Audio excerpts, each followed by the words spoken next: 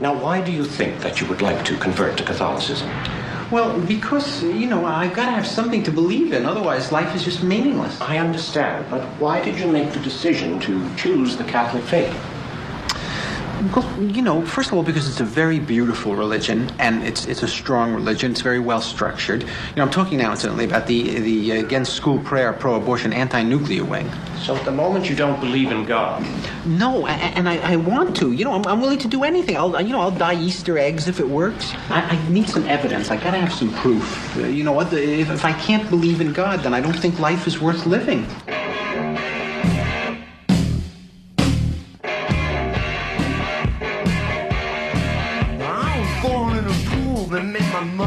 Stand, and I spat in that surgeon in his trembling hand. When I felt the light, I was worse than Lord. I stole the doctor's scalpel and I slit the cord. I was a Catholic boy, redeemed from pain, not through joy. I was 2 months early, they put me under glass. I screamed and cursed at children when the nurses passed. Was convicted of theft when I slipped from the womb. They let me straight from my mother to a cell in the tombs. I was a Catholic boy. I was redeemed through pain, not through joy. They starved me for weeks. They thought they'd teach me fear. I fed on cellmates' dreams that gave me fine ideas. When they cut me loose, that term had served me well.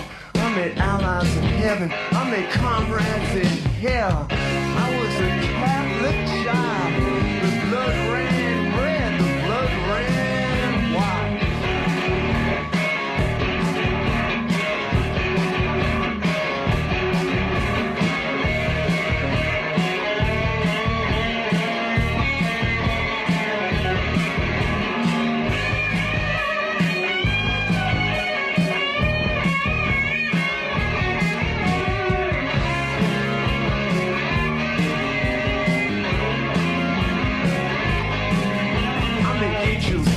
And drop to their knees. When I enter a church, the feet of statues bleed. I understand the fate of all my enemies. Just like Christ in the Garden of Gethsemane. I'm a Catholic boy, redeemed through pain, not through joy. I want your sweetest psalm stolen by a choir. I dreamed of martyrs' bones hanging from a wire. I make a contribution, I get absolution. I make a resolution to purify my soul. I'm a Catholic boy, redeemed through pain, not through joy. It can't touch me now. I got every sacrament behind me. I got baptism, I got communion, I got penance, I got extreme unction, I've got confirmation. I'm a Catholic child. When the blood ran red, the blood ran wild, and now I'm a Catholic man. I put my tongue to the rail whenever I can. Thank you, Jim Carroll. 866-RON-0-FEZ. 866-RON-0-FEZ. I'll tell you, you never know what that Pepper Hicks is going to pick. He always surprises me. Fez Watley in here with me today. How are you, Fez? Good, buddy. And, of course, Eastside Dave and Earl Douglas, as I like to call him, the Dream Team. Dave was telling me yesterday that his mom actually took exception with the show. And I thought, okay, finally she's sick of her son eating shit or doing any of the stupid stuff that he does. But apparently she was distressed about something I said that really kids shouldn't be tickled, that there's something wrong with people who tickle kids. So come on in here, Dave. Come on in and grab a mic. How are you, David? Good. So, Beanie not too happy with some of the stuff I'm saying on the air. No, she was very, very angry at your tickling comments. Literally furious. Yes, she said, how can you possibly say that? David loved to be tickled. Uh-huh. She was saying, I really enjoyed it. I would laugh. I would, No, so Beanie was a tickler. Now, Yeah. remember, I said I always thought of when I see guys tickling, I see them as possible and future kid touchers. Right. And then people that work in psychology called to agree with me and said that tickling was a form of abuse. Yeah. And you can be reported to the authorities for tickling. I think it is. Yeah. And I felt like I was tortured. Well, we brought up it's the oddest thing because you giggle and laugh when you're tortured, and yet you do not like it. And when an adult does it to a child, it's not a good thing. That's horrible. Yeah. And yeah. And what does the adult get out of it? Satisfaction of... It's the only way they can make a kid laugh. Yeah, I think there's a little power thing. I think it's inappropriate. I think that it's not about making the kid laugh. I think it's about dominating. Yeah. Actually taking a dominating role over the child. Well, that's why I said, yeah, power, because you're able to control this little kid. But, well, I trust Beanie, and she disagrees. Beanie, how are you? Welcome to the Ron and Fez show. Hello, Ron. How are you? Hi, Fez. Hi, Hello. Dave. Hey, can you believe it? The marriage is still together.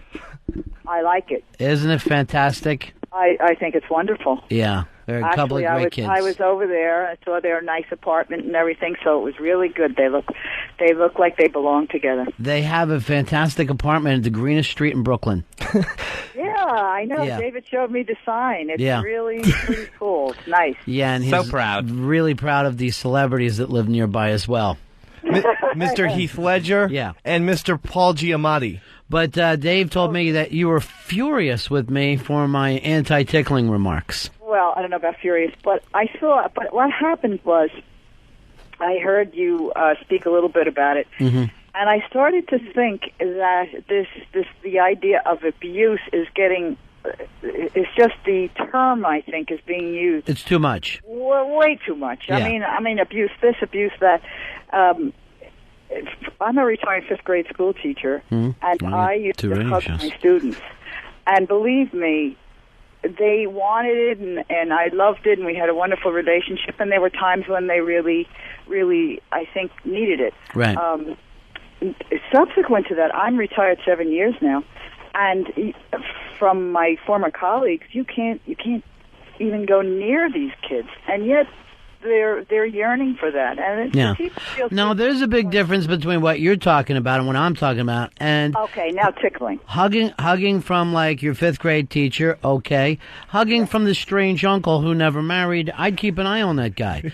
I think that tickling is always done by those what I call bad uncles. Okay, well, now the bad uncles, that scenario, I know nothing about. But, and I would have to agree, thinking about it, I don't remember any men who tickled. But when I was a kid, I must have been maybe 5 or so. I remember sort of a ritual every night after dinner, and I guess we'd listen to the radio, and then after the radio shows, we'd go into my sister and I would go into my mother's bed, a big bed, and my mother would tickle us. Oh, boy. And this was something we really looked forward to. Right, tickle before- time. Mommy. Right before we went to sleep, which, when I think about it now, is like probably what everybody would say. You never do that before kids go to sleep. Right, absolutely. Yeah. Tickle In any time? case, Yeah, we tickle look time. forward to that. So you would much. say it's tickle time and everybody would run in and get tickled. Mommy, tickle us, tickle Yeah, us. Then- tickle us. No, that's right. So now, when I got a little older, Yeah. when I was newly married, my husband's brother had 6 children. We used to go up and visit before I had children. And one of the kids, Eugene, who was about 7, the same thing about. As soon as I'd get there, they would say 2 things. First, are you staying over? And the second thing was, Aunt Beanie, tickle me. He used to say, "Oh." Now Dave said that you didn't like being tickled, Dave. No, I didn't like it. Why Now not? now he's full of bull because He's lying. Uh-oh. yeah. I was Because- laughing. because when we tickled, this was hysterical. It was so Inappropriate. funny. But when you Torturous. tickle, you always laugh. You always laugh. The person tickles laughs, Right. and the kid who you're tickling was hysterical laughing. The only thing is, I started thinking about that. He started kicking. Right. It got So he's got not liking it. Trying to get away. It got to be a little dangerous tickling David, as I recall. Because Right. he liked these little Because it was secret- torture. No, but Dave, you liked it. You know you liked it. I was laughing because of the physical thing that tickles do to people, but it was horrible. Well, I think it's a little bit of love-hate. In other words, you love it, stop it, I love it, that type of thing. So you're saying my brothers hated me? So a lot of times, like when you're saying, even though the person's saying, I don't like this, you just You have to always yell stop. And also Right. my mother used to say uncle. Right. That was a thing you Bad had uncle. to say. Uncle, uncle, uncle, and then you would still do it anyway. Now, Dave, was there other things like growing up where you would say, I don't like it, and yet everybody else claims that you do? Yeah, I mean, there was a lot of things. Like what? Like what? I brought this up on the air, the getting dressed up. Oh, where Mom would dress you up as a girl. Was that just for tickle time? Did that not occur? It was only once or twice in this little pinafore that I had. All right, what exactly is the pinafore? A pinafore. This is a nightmare. Yeah. Well, if you were a little girl in the 40s, you would have a pinafore in the summer, and it was sort of like an apron. Yeah. But it had a top to it, and it would like frills on the side of All right, so it's like a pretty little girl thing. Yeah, and it tied a bow in the back. It was very lightweight. It was cool. Now, why would you dress... The fabric doesn't matter. Why would I you... was still in a dress. Dotted Swiss. The fabric was dotted Swiss. All right, how old were you, Pale Dave, blue or- when you were wearing this dress? Oh, I was 8 or 9, I think. No. No, Yeah. I wasn't that old. No, what he would do is sometimes he would laugh, and I'd say, go down. And he'd go down the cellar. He had a little set of drums, Uh-huh. and he'd play the drums in the pinafore. There's no reason to bring up the drums in And a he dress. wasn't very old. I don't even think he was 7. I think he was Now, 5 or 6. it sounds like, Dave, you were 2 drinks away from being Jean-Benet Ramsey.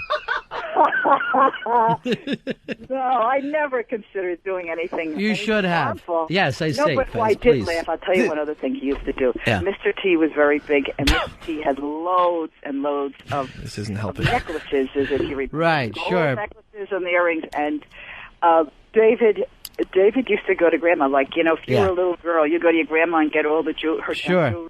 Well, David used to get, Grandma, can I have some of the Jewelry. some of your Of necklaces? course. Yeah. I needed It was some really jewelry to fun. match the dress.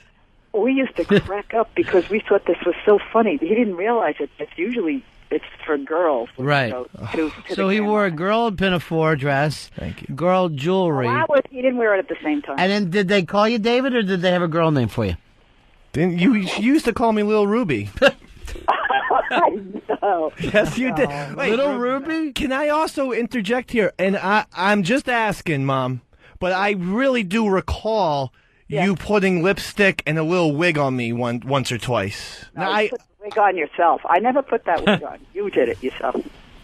He actually put a wig on once and walked over to his friend's house 2 blocks away No. with a big wig, but it was rainbow. Remember when those wigs were popular? No, I don't think they were ever popular. I know that one weirdo wore them on TV. yeah, but the sportsman. Well, then there's a I lot of- can't remember anyone else wearing them down the street. Well, that's I guess what I was a meant. fan of that John 3:16 dude. Yeah, right. Well, you watched all the sports.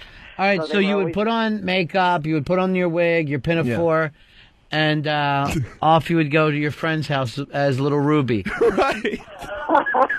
No, usually he didn't have all that stuff because it was, say, in the wintertime or something. Sure. He kept the wig on. Yeah. But it really was funny because he didn't know how funny it was. And No. he'd go over to The the joke was people's on house. Little Ruby.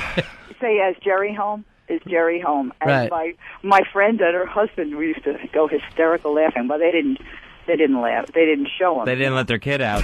I honestly feel like I'm listening to like the audio version of the film Psycho. But there were no knives. No knives were. Mother! It There were was, no knives, yeah. But there were no knives. And and no, people wonder why I no skulls. act the way I do. No, This was kind but of. here's what I giving me- love. Beanie looks back on this like it was a great experience and it was fun for everybody. Yeah. And you're looking back like it was somehow awful and, Yeah, well, you know what? Time has a way of changing your perspective, don't you think? Yeah, it does. Well, it always amazes me that adults will still take on like kid feelings of confusion with their childhood memories, rather than go back and go, oh, okay, that was just fun. My mom used to dress me up in a little dress and a wig and some makeup and jewelry. But you see, that pinafore had a lot of good memories. Sure. So it did. when I told you, David, I was a male. What in a they had pinafore? good memories for me. Yeah. We're watching listening to Baby Snooks and the Lone Ranger Sure. on radio and stuff like that. Baby so that's Snooks. what I remembered. Catching lightning bugs. Now, But I grew up in the 80s, Mother. Mother, people in the 80s don't wear pinafores. Certainly when they're watching the Muppet Babies, Yeah. you don't need a bow. But he had little cute red curly hair. He was adorable. Yeah, he was a pretty girl. Was. He was. He really Like was. Annie. Now, Beanie, was it a situation where you wish you had a girl? Or anything but Dave? You know, it could have been in the back of my mind, but Yeah. I never said that because when I had David, the nurse must have been a real nut. After, as soon as he was born, the doctor it's a baby boy, and the nurse knew I had 3 other sons, and the nurse said to me, "I'm sorry." It is terrible. Yeah. No, that really was. I want to. But these From hour one. Yeah. But these things get trapped into my brain. That's Scientology believes that. No, you didn't hear it. You were screaming. You were screaming. You were screaming, and My ears I didn't work. I want my pinafore. My yeah, pink well, booties. Ben, I had a little tiny. Well, I did have little tiny booties for him, and they were mine, and so they were pink. So we Right. put them on him. So everything about him was girlish. Yeah. Until he could finally go to school, and then after that we didn't do that anymore. We thought, well, maybe that wouldn't be so nice. I mean, the people around here knew that it was. Oh, and fun. cute. Just making fun of a kid. The town joke. Now, you claim that this happened to you when you were 9 years old. Yeah, 8. And, yeah. I definitely remember it as a And later Beanie saying age. you were like under 5. 5. Yeah. Like about 5. Yeah. I don't think so.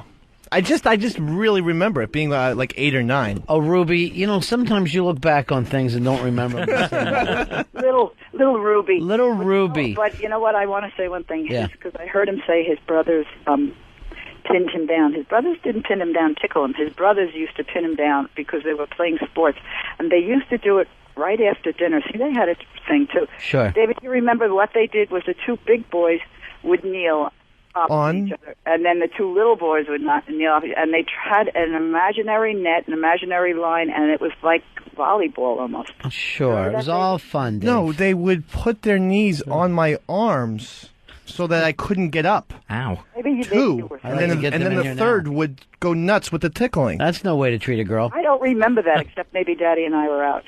That would have. That was drinky time.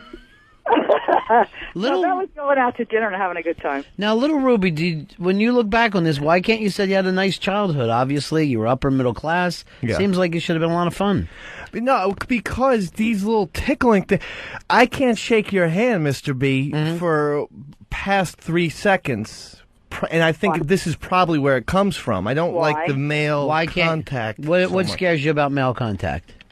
Just Ruby, don't care for look it. at me. Make eye contact now. I don't like, What's bothering you, Ruby? it's very uncomfortable, and I don't know. I think all this psychopathic, hardcore tickling mixed with intergender, Right.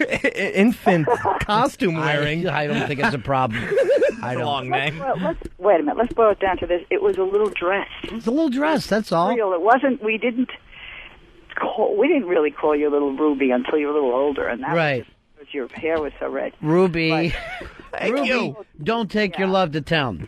And you know what? I'm going to admit something here, too. My dad used to call me Ruby because he said that when I was like 3 or 4, I used to remind him of Jack Ruby. The, wow. The guy who's... Wow. At 3? And yeah, he used to go, look at him in his little suit. Here comes Jack Ruby.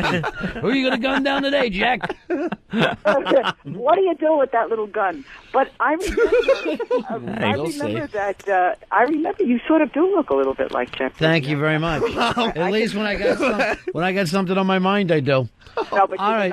you have a nice head of hair. Thank you. You didn't, as I recall. Now, But I do. I just want to say I enjoy it, and but I have to respectfully disagree with. okay. Okay. All right. I appreciate you calling, Bean. All right, doll. Take good care, folks. All right. Bye-bye. There later. she God goes. Bye, Beanie. Beanie Mac. Bye. the Beanie Mac, the mother of little Ruby Mac. She just called you doll? Well, she's hitting on me a little bit. She, nice head of hair, the whole Jack Ruby. That's something she got from the Baby Snook show. I had an aunt named Snooky after that show. Like her nickname was Snooky. Yeah. So I'm not even familiar with this whatever this radio program is, but apparently they loved it back in the day. It's been huge. It sounds like a bad board game. This is your song. Don't take your love to town. All right, let's get Ruby all dressed up and taken to the neighbors. I don't even remember her sending me off into the neighborhood. That's horrible. She sent me off like a little girl. I like the way she acts like it was fun because the whole neighborhood was in on it. Laughing. Yeah, just mocking, laughing, pointing. I know. And again, he was having a great time. They would pin him down. I just think once you got in that little dress, you look like one of those sisters in The Shining. Just one of those hideous sisters. I can't imagine the work that Casey's going to have to do with you. And there is no possible way that you can have children. This has to stop at this generation. I won't put my kids in costumes. I'm going to give the boys footballs. You really don't want to have kids, do you? I do want to have children, yes. I do. I think I'm nervous about that. Oh, well, I think I'd be a great father. I know this. I mean, it's probably even too early to ask, but if Casey's cool with it, I'd like to get in on some of that breastfeeding. Oh yeah, that's not going to happen. I'm not saying all the time, just saying once. You are grown up. You're an adult. Yes, now I learn to appreciate it more. Let me just splash in it. Let me just splash in it. Put some behind my ears. Dave, I see you, if you have kids, I see you repeating all the same patterns. Tickle time, cross-gender dressing. Well, you know what's weird? I used to tickle my ex's nephew, and since we brought up tickling and I'm thinking about it, I realize, yeah, I was repeating those patterns and I should stop. Like when I get around kids, I do have that urge. Yeah. Repeating patterns is a really interesting thing when you think about it, too, because most of the time that you find out that these people that are sexual abusers were abused when they were kids, and you're like, wouldn't you be the last one that would want to go out and abuse people? Like, you would think that would really turn you off abuse. I just think it gets into your DNA. I mean, when you're such a young child, yeah, and you're just getting tickled to hell, yeah, you grow up, it's almost like instinctual. Yeah, but I mean, most of the people that, like, let's say, beat their kids were beat when they were a kid. Even though they hated that happening, they do the same thing. Right. I mean, thankfully I wasn't beaten, but... Yeah. It's like they don't know any other way. It's, maybe just something builds up in them and they get to a frustrated point and they don't have one other coping skill. Well, I mean, go beyond that. Most of the people, when you have a religion, it's the religion that was given to you. When you have favorite foods, it was given to you at a certain age. When there's a place in the country that you really like, most people are like, I love it. It's my home. Where'd you grow up? Right here. You know what I mean? Like, Have you taken a look around? Not really. This is, even people who travel. I don't give a shit where you're from in the country. The reason why you feel comfortable there is because you were born there. It's not the best place in the world. It's just to you because that's the first place that you remembered. So why wouldn't everything else that you ever dealt with? I mean, you look at the blowhard. The way he looks back at the TV shows and the music of it, like it was somehow magic. I mean, he was growing up with the Beverly Hillbillies on TV. Don't act like we were in some kind of age of Pericles where art reigns supreme. But for whatever reason, because you're young and gold, you put that on everything else. Yeah. You know what? And instead of going, wait a minute, I've lost my ability to appreciate things. I've lost that. You act like, oh no, those things that when I was pre-jaded were the best things. Not the fact is I can no longer taste food because of what, my attitude is like in life. All right. Anyway, so it was nice talking to your mom, who's really a character and really, really sweet. She likes you. Yeah. I know that. What's not to like? Jack Ruby. You know, she wasn't giving Fez any compliments after his little outfit. I know that gag at the I wedding. noticed there seems to be a Fez Beanie problem, but I didn't want to bring it up. Yeah, well, I was told we were wearing vacation gear to the wedding. Tank tops and shorts. And then, of course, I was in my very comfortable summer shoes, my Crocs. Why would we do that when there was a beautiful wedding going on? It was a wedding. I mean, she doesn't understand why a tank top. She was asking about what were all of those weird tattoos he has. But did she get an opportunity to see any of yours? No. Yours are much stranger than mine. I'll be wearing a long sleeve shirt on Saturday as well. Guess who's got another bee in her bonnet? Who's that? Wasp Girl, of course, HTG. Another bee in there. Don't worry, Mike will come in and get it. Oh, jeez. Oh, jeez. Oh, what a lonely girl. He's probably somewhere Hey over... there, lonely girl. Yeah. Where is he now? He's probably somewhere over Ohio, I would think, right now. When did his plane leave? He left at noon. Straight up noon. If he left at noon, he's probably still on the runway. Yeah, it's gotten terrible. A lot of times you'd be able to travel faster if they just let the jet drive down the highway instead of trying to take off in the air. Yeah. Just let the jet get on 95 and just do the best it can. They got that case now of the passengers suing Continental Airlines. They got videotape of this.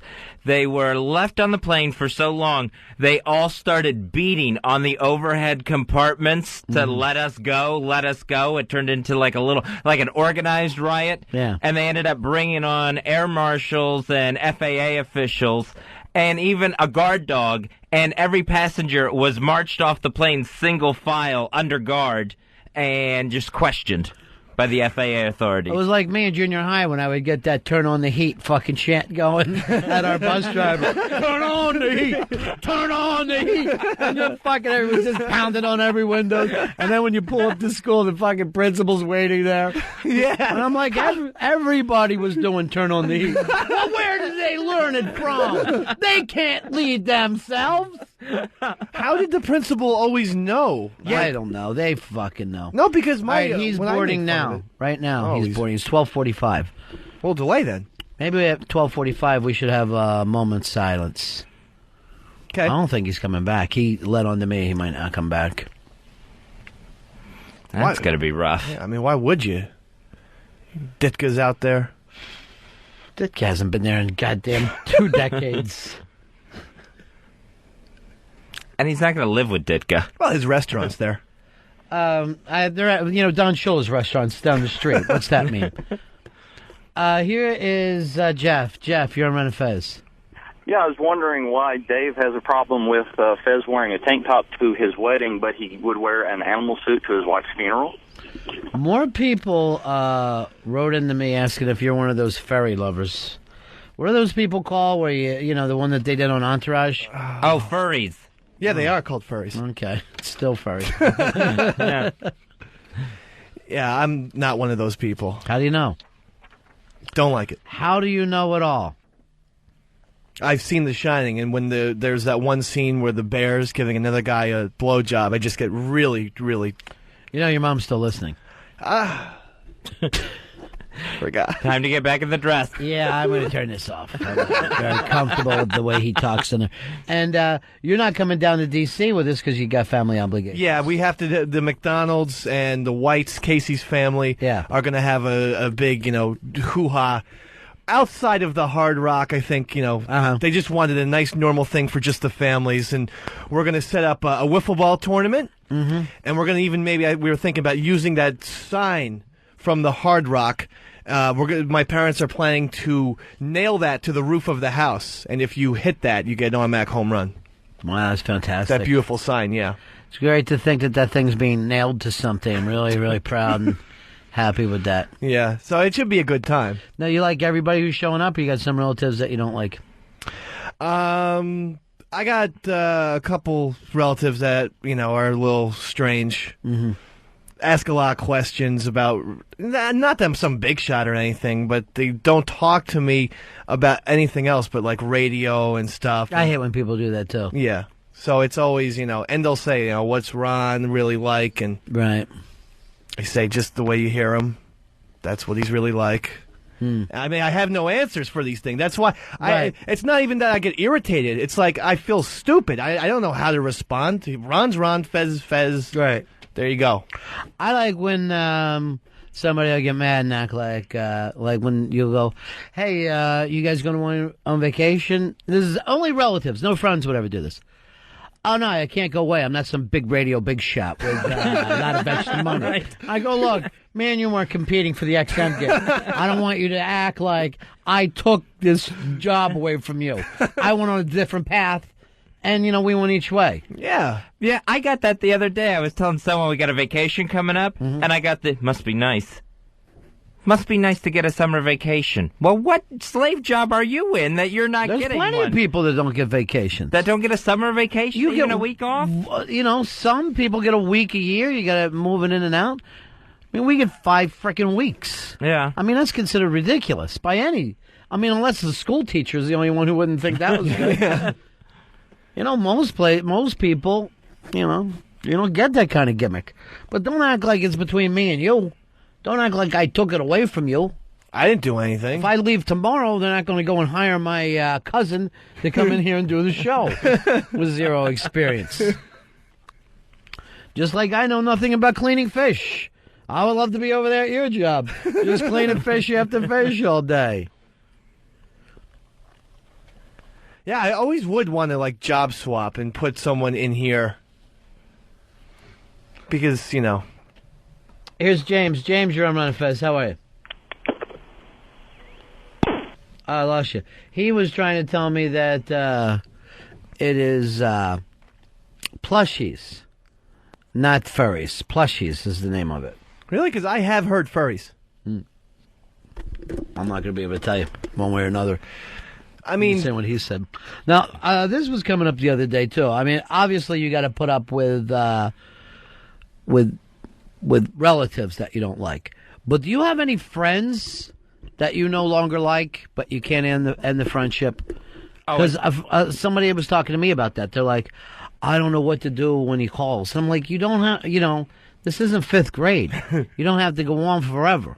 Yeah, I totally do. I have a couple friend of mine that friend of mine. Yeah, a friend of mine. Friends of mine that are a couple. Mm-hmm. And okay, I got you now. Yeah. So there's actually 2 people, a couple who you do not like. Exactly, and still feel obligated to hang out with them. How often? I can probably get it down to once a month. Mm-hmm. But I feel like, when I hear... And you live just building over from them. See, that's one of the things for the obligation. Right. Is the fact that I'm going to see these people eventually. I'm going to pass them on the street. It's going to happen. So I feel obligated to go over there at the very least once a month. Sometimes it'll turn into a couple weekends in a row. You can't be honest with them and say, hey, this thing doesn't feel the same way? No, I can't. And I also don't think they would take that as an answer. I think they would still keep trying to keep the friendship going. I think they would be blinded to that. No, I disagree. I think anybody when you say to them, look, I like you guys, but I don't like hanging out anymore.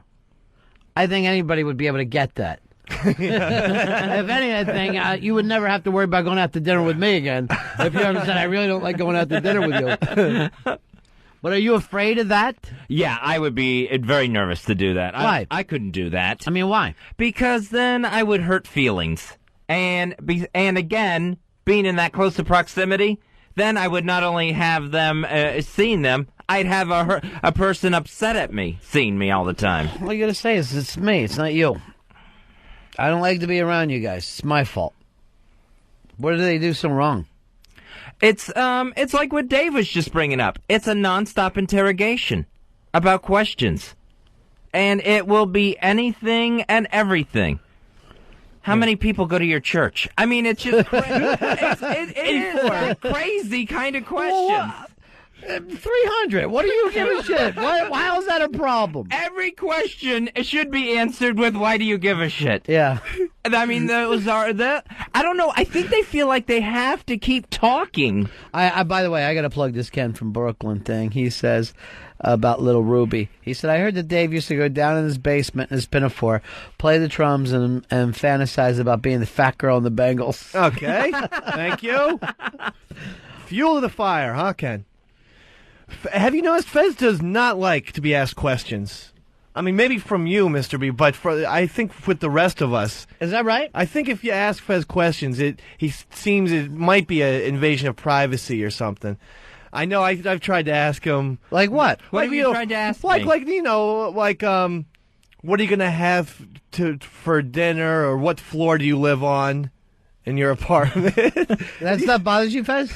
I never realized it bothered me. I can't imagine that I didn't give you answers. You don't do it outwardly, and you're not rude in any single way, but curt and, well, I'm going to have chicken. I don't know. It's just the answer is very quick, and you seem bothered by it. Maybe I don't have an exciting answer for you.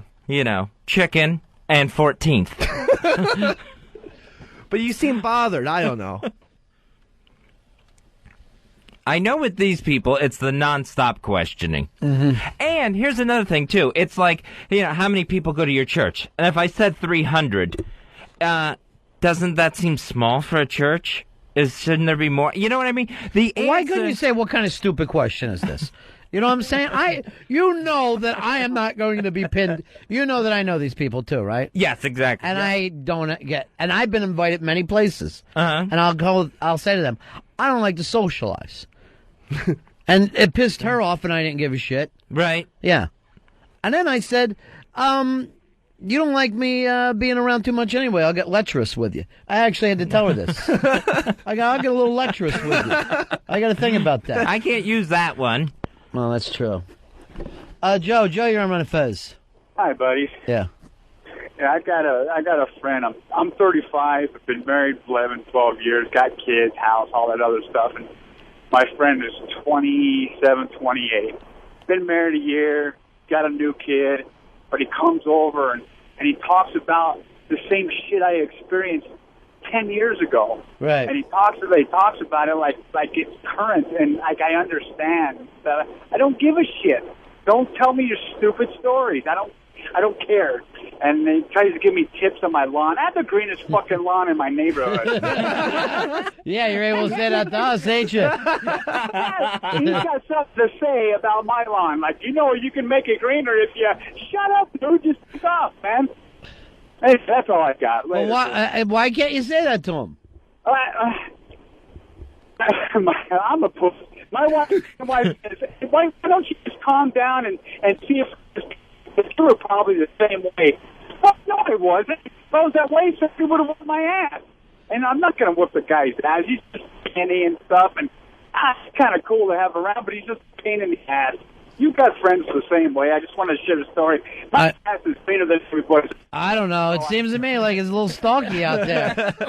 That's so funny. Don't be fucking bringing up my lawn. I ain't going to put up with that shit. I mean, obviously, there's some things I can take and some things I can't, and lawn's one of them.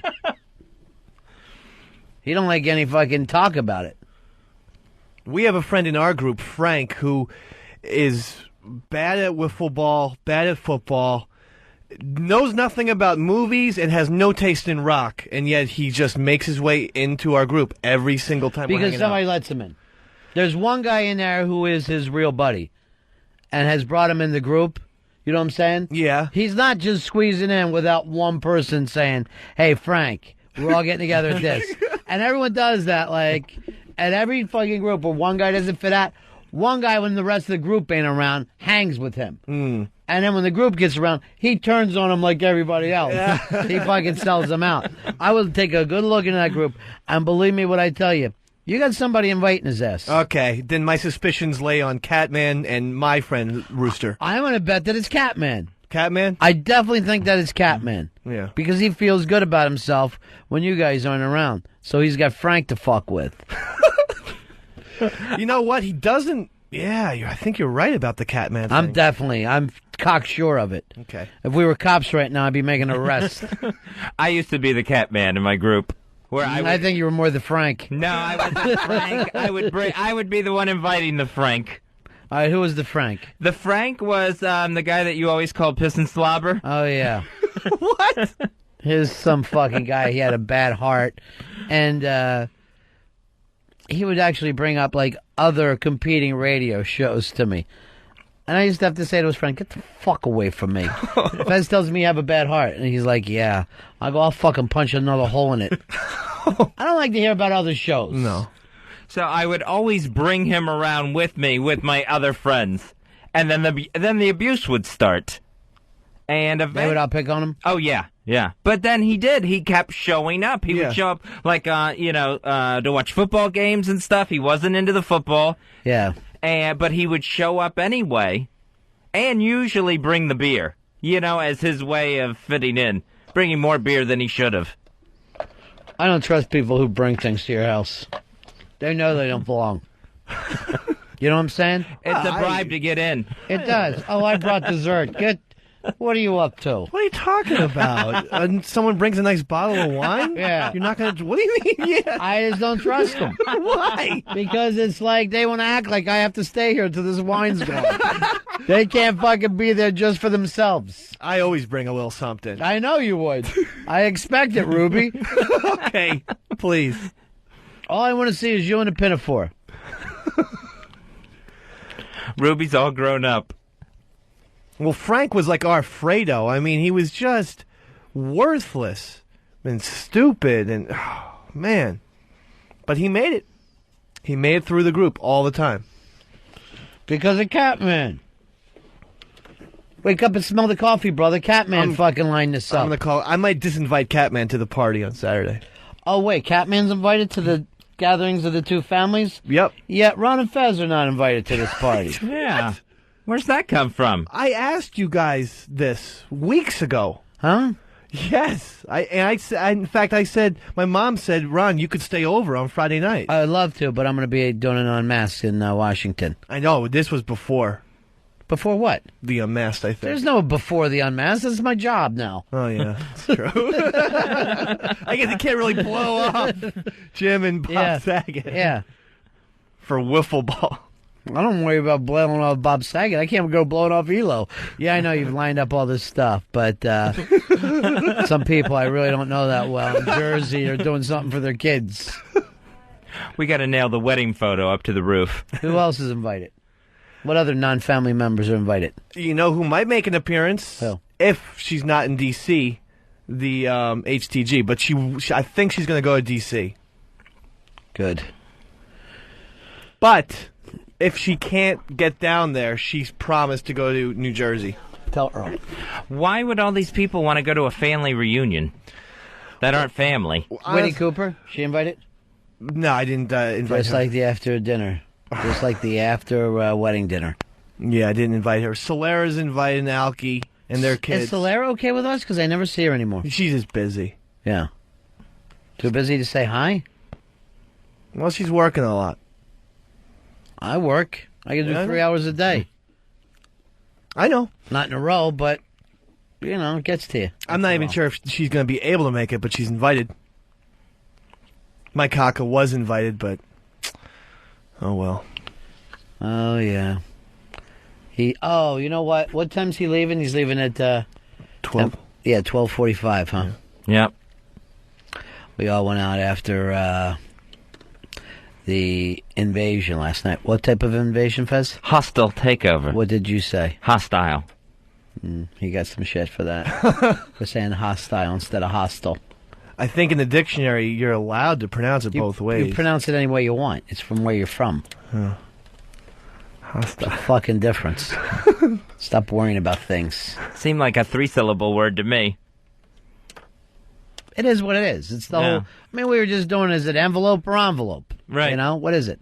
Envelope. Envelope. Envelope. What's the difference? No one's right or wrong. I mean, most of these songs, these words are in English. They say them different than us. But English people pronounce a lot of things differently. Well, you don't say manila envelope. Then you're going to make him feel bad about hostile over here. When I'm just trying to fucking cover and be his wingman. Okay. What you got to do is be with him. All right. Instead of against. So, Mike Kaka, he's I guess he's taken off right in about now. What a great guy. Everybody likes Mike Kaka. Yeah, what's not to like? Well, everybody but Sheepy thinks that, Sheepy's problem. He wants to be the little Ruby of the ball. He's our little... Right now, Sheepy is our little Ruby. That's the way I think of her. Well, I think Sheepy's starting to get tits, too, which is... It's exciting, but, also makes the rest of us feel like a little inappropriate. Yeah. But I know his head's growing because that hat of his just doesn't fit. Well, he's been waiting. The other girls already got theirs last summer. Yeah. Sheepy looked like that doll, My Little Buddy. I know. That's very true. The hat That's was very red true. and way too small. Yeah. We need to get him a pair of red coveralls. All right, this Mike Kaka wanted to send this out. He said to a very special girl. He said, I don't even know what. Way to cue it, Earl. It's good. All my bags are packed. I'm ready to go. I'm standing here. He said he was sending this very special girl. Hate to wake you up to say goodbye. There he But goes. the dawn is breaking, it's early Bye-bye. morn. Taxi's waiting, he's blowing his horn. Already I'm so lonesome I could cry. So kiss me and smile for me. Tell me that you'll wait I think for he me. co-wrote this song. Hold me like you'll never let me go. I'm leaving on a jet plane. I don't know when I'll be back again. I don't know. Oh, babe, There he I goes. hate to go. Taking off. There's so many times I've let you down. I had my picture taken with him last night like we'd never see him again. I don't think you will. You now they don't mean a thing. Every place I 6 go, weeks I turns into think 2 of months. you. I know. Every song A I year sing, goes by. sing for you. When I come back, I'll wear your wedding ring. So kiss me and smile for me. Tell me that you'll wait for me. Hold me like you'll never let me go. You never know if he's going to meet somebody else to have a 90% marriage with. On a jet plane. I don't know when I'll be back again. Oh, babe. I have a 10% marriage. It's just the only 10%. That's the only part that I pay attention to. Now the time has come to leave you one more time. Fez, anything going on with you and Bobo? Yeah, we're gonna hang out at Dr. Dreamo's Friday night. Everybody's welcome. That's a ronfez.net DC bar night party. Dr. Dreamo's Tap House. That's Now, have you talked to Bobo about that? no, I got an email from him this morning. Oh, it's definitely back on? Yeah. Because he was in tears last night. Oh, okay. Because everyone's mad at him that it's just a tap house and no cocktails. Oh, okay. So, yeah, I had talked to him. He got upset, and then I got this yesterday. Clarington Boulevard, Arlington, Virginia, Dr. Dreamo's Tap House. So that'll be about 8 o'clock Friday night. So Tap House is just beer? Yeah. Yeah. Suck it up. People gotta always bitch and moan. He's trying to do something nice. So I like to have some cocktails. I don't see the big problem Come there. on. One night drink beer. That's not going to help. Girls don't like to drink beer. Well, I'm not going to lie to you about that. They like spritzer some type. well, it's one night. Man up, girls. You're not even going. It's none of your business. I know, but You're staying up here in Jersey with the family. I didn't know the Tap House party was going to happen. That would have changed the whole thing. I for would you? have absolutely rescheduled till the thing. Oh, the fuck? What just blew up in my hand? If any of this is on my shirt, I'm going to go fucking batshit insane. All right, you got ink on your hand. From this shit pen. Is there any on my shirt at all? Not that I can Turn see. around. There's none on the front. There's none on the back. All right, because No, you're cool. I will sue XM like they were Imus. I will go off. I hate a broken pen like that. Take it, wrap it in aluminum foil, and then put it in cement, and then have that cement dropped in the river. So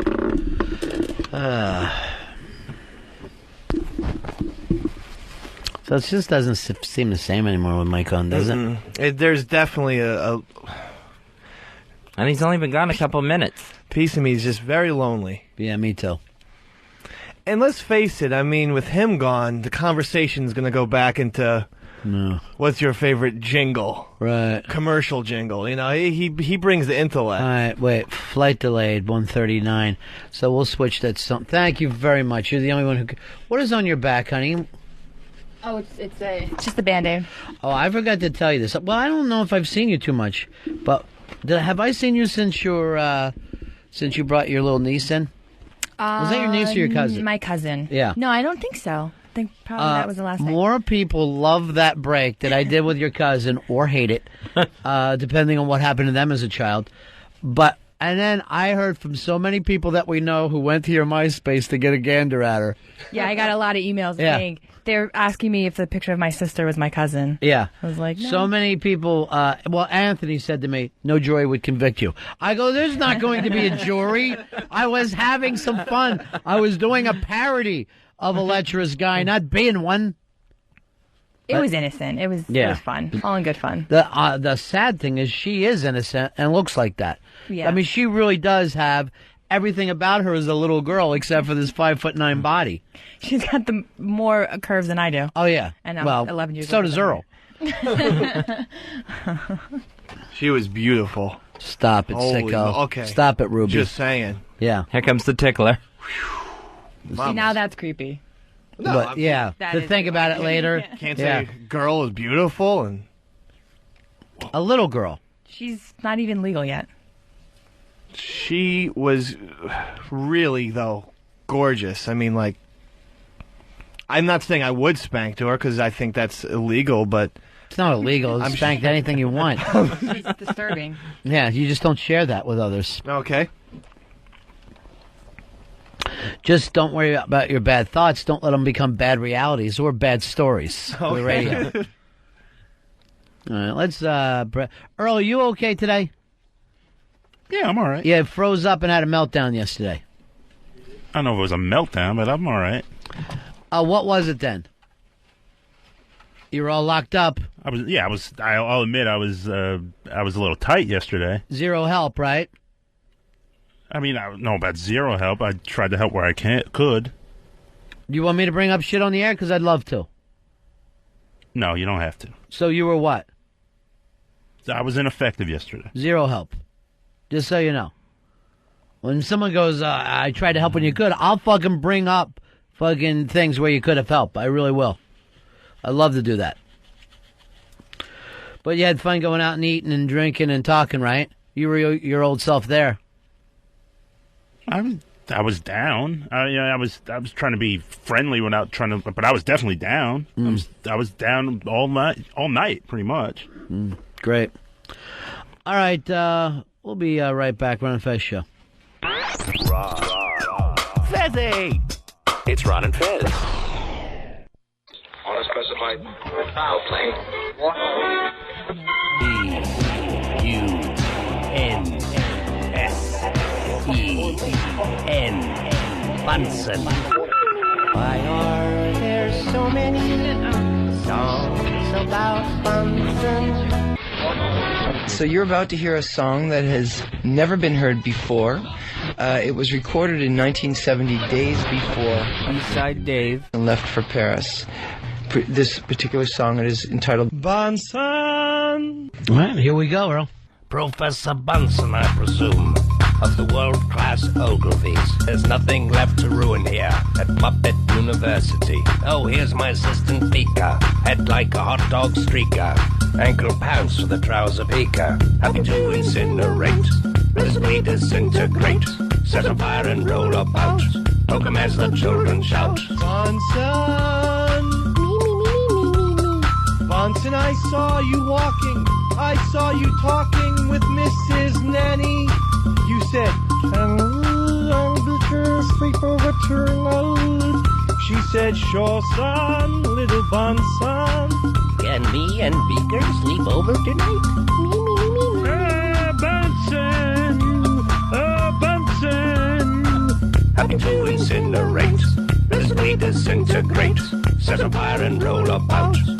as the children shout. Bunsen.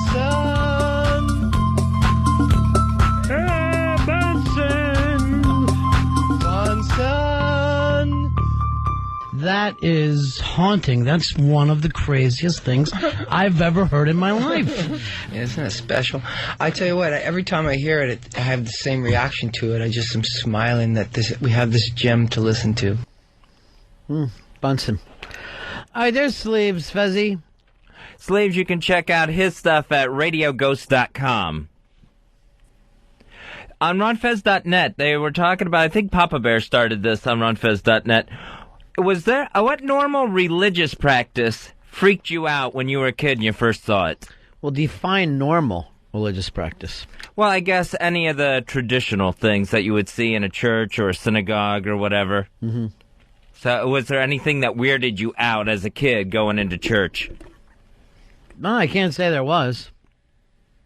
I remember I always thought to see that we were going to see God, because they always call God, the church, God's house. Mm-hmm. So I always thought we were going to see God, and I thought the pastor, old guy, was God. Well, yeah, that's a little different than what you said. I thought that something take place in the church, not that you were confused about it. You know? Yeah, I had always wondered about the God's house thing. I thought baptism was weird because I never understood why they would put somebody underwater and hold them there. Like, I thought it was more torture than it was a sacrament. Mm-hmm. So I never... Why? Well, in mine, it was like for babies, which they just put water on. You know, with the Protestants, you go when you're older and you get thrown in water. Yeah. I saw them do it in the East River before. Really? Mm-hmm. How is that? But that's not holy. I thought it has to be holy. No, we go different. We have holy water. They don't. Oh, so they just have water. They can be baptized anywhere? Yeah. They can be baptized in the back of a swimming pool. Well, it doesn't seem the same then, does it? No, it's not the same. It's Protestant. Oh, okay. No.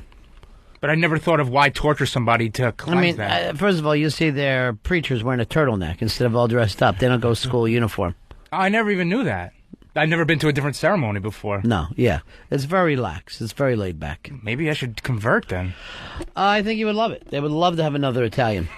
All right, Ron and Fez show hanging out with you today till 3 o'clock, 866 Ron Zero Fez, 866 Ron Zero Fez. Guess what Hicks brings up to me today? And I cannot go anywhere without anyone mentioning The Secret to me for like the past few months. This book that got on Oprah called The Secret. Oh, okay. And basically the premise, and I haven't read it, but I'm, somewhat familiar with these things, are what you think brings that into your life. Oh, okay. So, if you think positive things are going to happen for you. And if you think negative, negative things will come into your life. Oh, okay. That's basically the thing. Am I right about that, Hicks? Maybe I should just read this book so I can talk back to people who have read it and act like it's fantastic. Because most of the time I'll go, yeah, I've heard of that before, Tom. It's like it's not original thoughts, right? No. They're just going back and grabbing some old stuff. Basically, and they talk about quantum physics and never explain it. It's like a whole bunch of jibber-jabber Well, bullshit. a lot of people do this. Quantum physics are starting to show, and nobody no physicist will say that. Right. But you will always hear that from any religious person. You know what I mean? Because any religion, you're trying to explain the unexplainable. But I haven't read it. I've just heard a lot about it. Yeah. And I'm just like, it doesn't make any fucking sense. It's like, I don't know, if you're just thinking positive, it's not really, I don't know. Well, don't you think people that think about positive things get things better than people who think negative things? Well, I think if you're thinking negative, you're probably going to... Be negative, Yeah, right? you're going to be negative, yeah, and you're not going to really try to help yourself. Right, because when you are so cynical that no matter what I do, everything's going to fuck up. And then, here's the guy, and I will say Fez has this and Earl has this. Rather than saying, I'm going to do great or something, they will both go, I hope I don't fuck up. I don't want to fuck up, right? Yeah. Right. And if you bring that, the brain doesn't fucking pick up the don't part. You're basically, the mantra that you're doing is fuck up, fuck up, fuck up, till finally you do it, and then you go, I knew that was going to happen. Yeah, because having that mind state, you're already assuming you're going to fuck everything Right, up. the only thing that could happen is everything goes bad. So that prophecy fulfills itself. So it seems like the positive one could too. Seems like there might be something to it. To what? Think positive things? Yeah. Well, I mean, that's not a new thought, is it? No, it's not a new thought, but with Hicks saying he was saying he didn't get it, it seems like if you are thinking don't fuck up and you do make yourself fuck up, it seems like it could work the other way. I don't think I get that this woman's making so much money off of this fucking stupid Because she got on Oprah. DVD. Yeah. I'm telling you right now, if you get on Oprah with anything, that book's going to take off. Yeah, like the James Fry guy, right? Yeah, on and on and on. Yeah. A lot of people. A lot of success to her. Here's Dan. Dan, you're on the Ron and Fez show. How are you? Dan, we got you, pal? Had trouble with that line. Let me go to Jackie. Jackie, you're on Ron and Fez. Hey, I haven't read the book, but when I think positive things do happen. It's almost like a spiritual thing. Well, give us that example. Public speaking makes me so nervous. But when I'm positive about it, hey, it goes well. Well, the fact that you're just saying it makes me so nervous doesn't even mean that you have your positive thinking down. Because you want to get to the point where you're going, I love positive. I love public speaking. I can't wait to public speak. You wouldn't even do I am nervous about public speaking, so I'm going to start and think positively. That doesn't even make fucking sense. You still have the negative involved.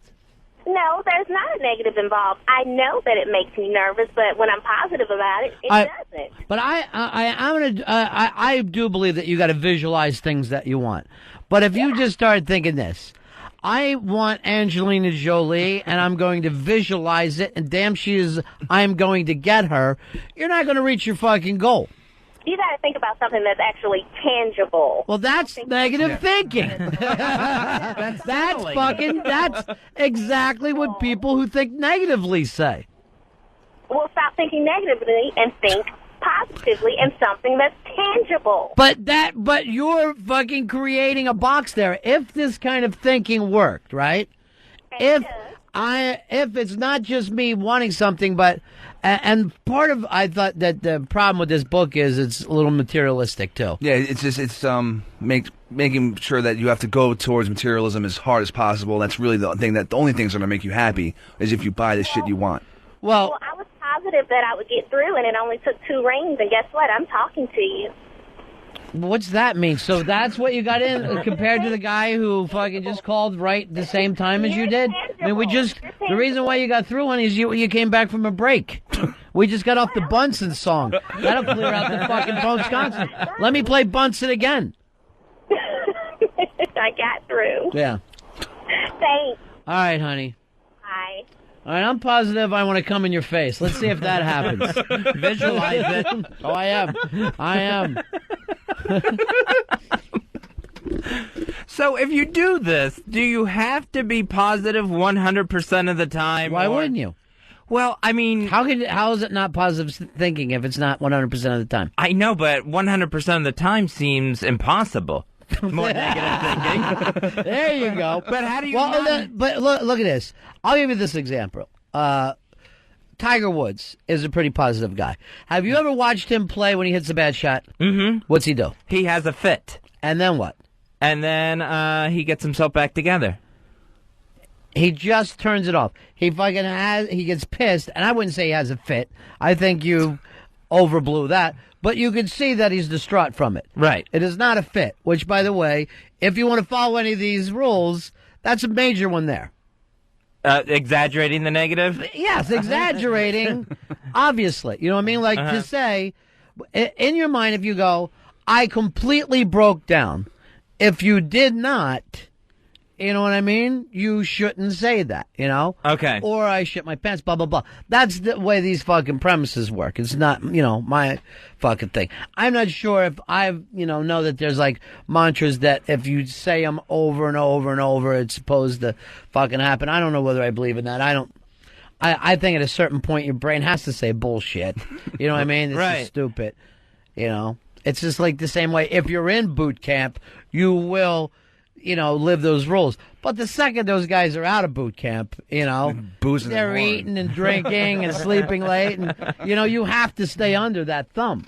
It doesn't mean that it's the best thing that ever happened. Now, again, I'm saying this about the secret thing. I have not read the book, so I'm not judging it. I'm just trying to pick up on why wherever I go. Have you heard about The Secret? I'm like, it ain't a fucking secret anymore, Cat. It's been on goddamn Oprah. And it was like a while ago, right? Yeah, February is when. And yet it doesn't seem to be. This is like the movie Titanic. Remember how build. People were still bringing it up to you 6 months later. Still held over. Have you seen Titanic? Yes, motherfucker. I saw it. Jeremy, you're on Ron and Fez. Yeah, guys, what it's based on is the law of attraction. That's what they're basing the premise on. Okay. That if you think positive, you're going to attract positive things to your life. I don't know if I believe in it or not. I was just saying that's what it's based on. Now, I'm going to say this. I will certainly believe I'm going to treat things positively, which would mean I'll find positive things out there. You know what I'm saying? Like, and if I'm going to look for the positive, you can find a positive in any situation. My plane's delayed. That gives me a little more time to read this book. Or, hey, because the plane's delayed, I ended up meeting a great chick at the airport.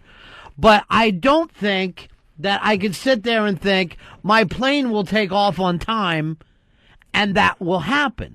Do you see what I'm saying? Totally, yeah. And that is why I don't believe that you attract positive things in that way. I do believe that you have the ability to be in a good attitude no matter what happens. But I don't believe by me having a good attitude, I can make the fucking sun shine tomorrow. Yeah, that makes total sense. Because, and using the plane example, it seems like everybody would have to be on that same positive wavelength to try to get a plane to leave on time. No, because it's your reality. Oh, okay. And this thing is you are. You're the fucking positive force. You're not looking for all the positive forces. Oh, okay. You're bringing right? That's the way I understand it. All right, that makes sense with the law of attraction. You're the force, so you're attracting stuff to you. It's about you. No matter what happens around you, that doesn't matter. Yeah. Also, another criticism of the book was that it's all about you. It's like it's very self. Right. Yeah. So it's all dealing with yourself and no one else. Yeah. Right. It's all about what makes you fucking happy. And believe me, I've fucking had great cars, giant houses. You're only happy for a little while when you get them. You know what I mean? Like at first, this is fantastic. And then before you know it, there's fucking Burger King wrappers in the back of the Jag. If that's who you are, that's who you are, But if you're a guy who doesn't take care of your fucking Toyota, you ain't going to take care of your Benz, All right, let me go over here to Joe. Joe, you're on the Ron and Fez show. Joe. He's read the book, and I can't seem to get him. Joe, we got you, pal? Yeah, I'm here. All right, go ahead. Hey, it's not exactly positive or negative thinking. It's what you focus on all the time. If you keep focusing on one thought, that you bring things, elements of life to you, so it doesn't have to be positive or negative. It's what you believe is going to happen to you. If you focus on it and believe it, you're going to make it true. All right, so if I focus on I'll take Angelina Jolie away from Brad Pitt, and then also, despite my dark past, I will run for President of the United States, that will happen. Focus on it all the time. If you believe it 100%, it's going to happen. 100%. Now, how could that be? In your mind. How could that be? Well, you'll make things happen, and you'll take one step at a time to approach it. That's what the belief is. Now, do you share that belief? I started to read it and started to apply what it was teaching, and it actually brought things to my life. Like what? Give me an example. I'm being open here. I hated my job, and I kept focusing on getting a new job, and all of a sudden I got a call that day that I started reading The Secret and applying the aspects of it, and I got a call that day from a guy that offered me a new job. All right, so this wasn't a job that you applied for? No, just out of the clear blue. Out of the clear blue, and this is a guy who knew you before? Nope, didn't know him.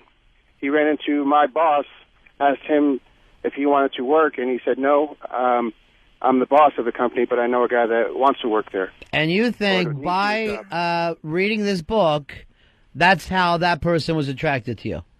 By always focusing on things, you bring them to you. What you do is when you focus on them, you create that. I mean, you must be a quick study. Is the day you get a book, you start reading it, you get a fucking call. I mean, what are we waiting for? Let's give this, instead of sending food, let's send this book over to the starving children of Africa and have peaches fall out of the air. Yeah, as long as they focus on it and believe Focus it. on peaches fucking raining down from heaven, and it'll happen.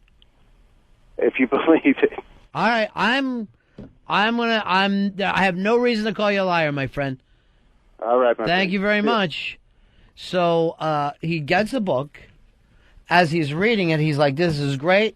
I'm going to apply this new positive way, attracting things to me. Hello. Great news. I know that I want to hire you for this wonderful job. You don't know me, but yeah, you sound perfect for my company. Yeah. All right, here is Ron. Ron, you're on the Ron and Fez show. Hey, buddy. Yeah. Listen, I've been practicing this for about a year, and I'll try to break it down as easy as I can. But it's on the theory, and I think you believe a lot in this, but it's on the theory that everything is connected. Yes, I do We're all made of the same thing. Right. The universe is only made out of one thing. Right. So the whole thing is, if you focus on something, like the other gentleman ahead of me was saying, your thoughts come into play. I think even better than the book, though, itself, is actually watching the movie. And I can only tell you from personal experience is this. I suffered from migraine headaches really to the point where I was ready to commit suicide. A friend of mine had recommended me watching this movie. It has changed my life so dramatically that I can't tell enough people about this. Mm-hmm. I believe Fez, if he went into this with an open mind, he would totally change his life. The secret. Now, Fez, do you have an open mind to this? See, I would like to say I have an open mind, but I'm afraid I have so many negative thoughts that I won't be able to put this into full effect.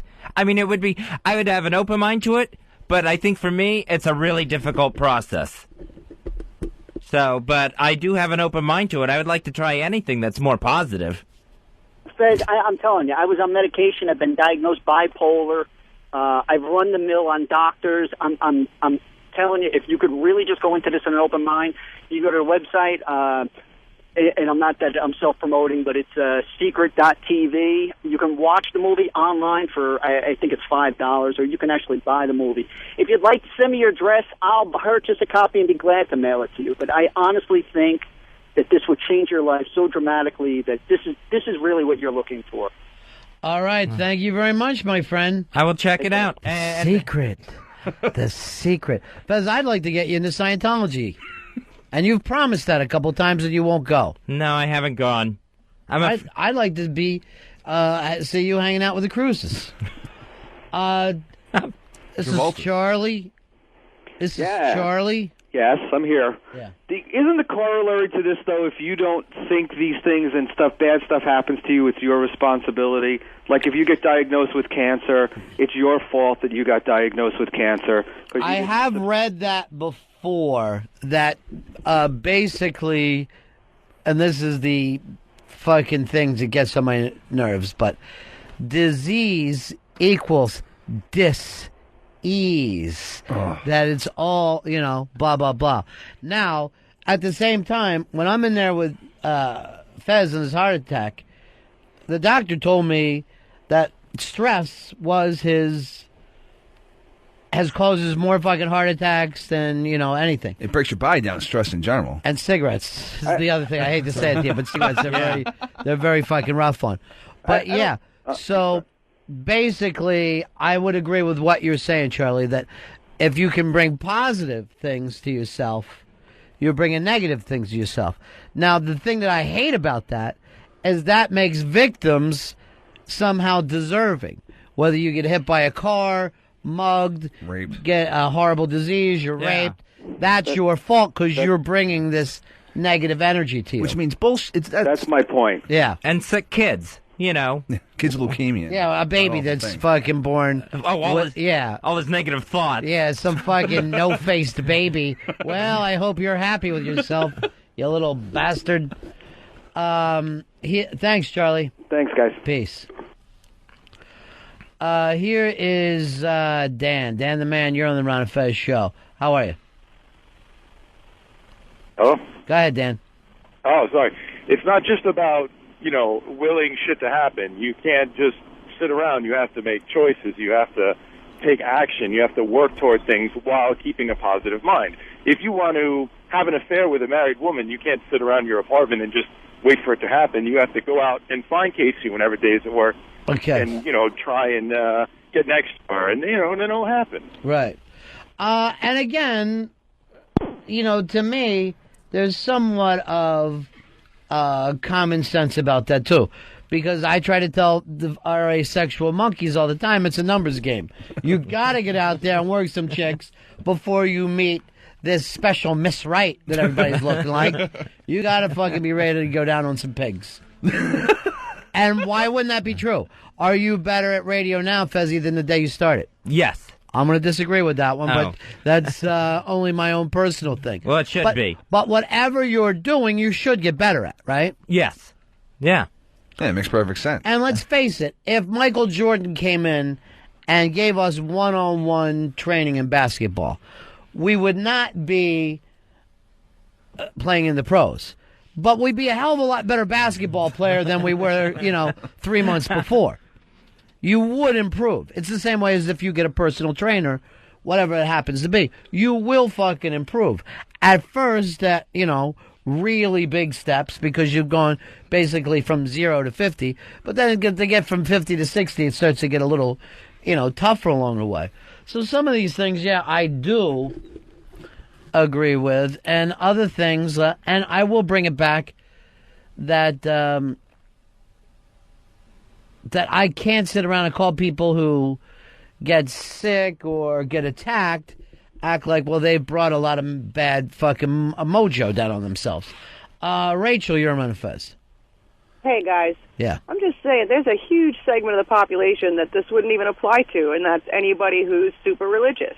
I mean, if you have a faith in a God or a greater power than yourself, or if you believe in fate, that things happen for a reason, then you can sit there and think about Angelino all you want. It's never going to happen It's if it God's wasn't will. meant to happen. Right. And on the whole thing, I'm, antidepressants and this and that, and just like Fez and stuff, it's like you can think you want to get better, but the doctors half the time will tell you, well, this is, a chemical imbalance in your brain, and if you don't take this medicine, you're not going to get better. It's the same thing as that guy was saying about cancer or the babies or whatever. That's the way you are. That's the way your physical makeup is. And thinking happy thoughts all goddamn day isn't going to change the way your synapses go together and deliver dopamine to the rest of your body. See, I don't know if I'm going to make that full thing because that people be like, well, I try to diet and I can't. But then you find out what they really, they might think that they're doing things, but then you find out they're not really living that fucking lifestyle. Yeah. And I think a lot of it has to be said about some of I'm sure there's extreme cases of anxiety and extreme cases of depression, but I definitely think more people are taking fucking dope now than need to be fucking taking dope. And I'm saying that with... Look at the first step of AA for alcoholics. The number one step is to admit you're powerless, and the number two step is to hand your problem over to God. So how is that thinking anything positive or doing anything yourself admitting that you're powerless? How are you supposed to think positively if you've just admitted that you can't do it? Well, basically to that, and it's the same way as if you give yourself over in prayer. It doesn't mean that you're powerless, but I don't want to speak for all the religious people, but if you're willing to say, thy will be done, right? Mm-hmm. Thy will be done. Means I can fucking roll with anything. You can't say thy will be done and then be bitching about it later. But if the fucking floods hit, then you get in a fucking boat. I got to deal with it. So you're not powerless as much as you are of saying, I will fucking roll with this thing, and I will believe that there's some kind of purpose, even though I can't figure it out right now. So I don't, when I see people going, well, God wants you to have a fucking cherry red Cadillac. He wants you, like, I don't know that's a leap for me. And I think it's a leap for anyone to say that, because you cannot prove that. But you can fucking roll with whatever comes along. Yeah. We've all done it with smaller things. You can do it with larger things. I mean, you see people that all kinds of bad things have happened to. Some guy who's, loses his legs and is going, well, the good thing about this is it gives me more time to write that novel. He's just an up guy. But, like, people who are in wheelchairs... Where are you going with this? I got nothing. Were you high for a second? I lost my fucking thought. On the religious side of it that she brought up, there is something sort of like the secret thing, I guess, in the Bible, where that whole ask and you shall receive, seek and you shall find. Right. So I guess there's something to and it there. All kinds of religions have this thing. The differences of it is it outside of you, or do you believe that there's some kind of thing to the fucking universe? Like, I don't think that I can attract things to me.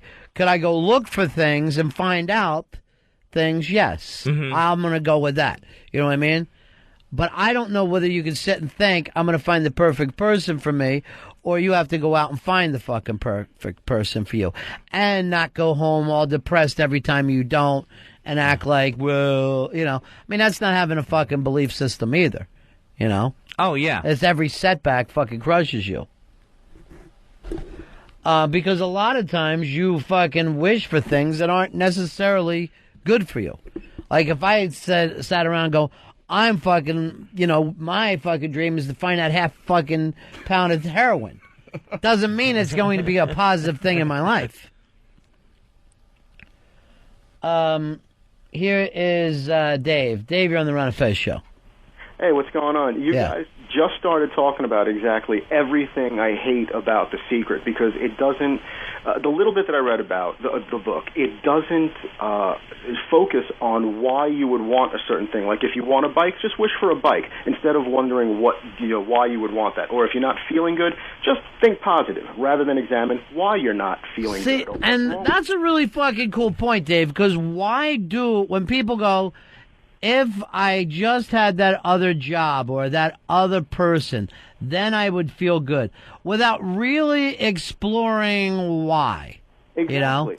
Yeah, like there was that guy that called before. I'm happy for the guy that he got a better job. Good for him. But instead of wondering why I was so miserable at this job, he just wished for a better job. Right. Instead of going deeper, and there's such this emphasis on wanting just crap, on just stuff. Like if you want material stuff, hope for it, and then hopefully it'll come along, rather than wonder, why do you need so much stuff in your life? Why is it that you need a solid gold bathtub to feel good about yourself? Exactly, yeah. Absolutely, man. Thanks. Well, F Me Boob says, Fez should think positive. His ass is half full.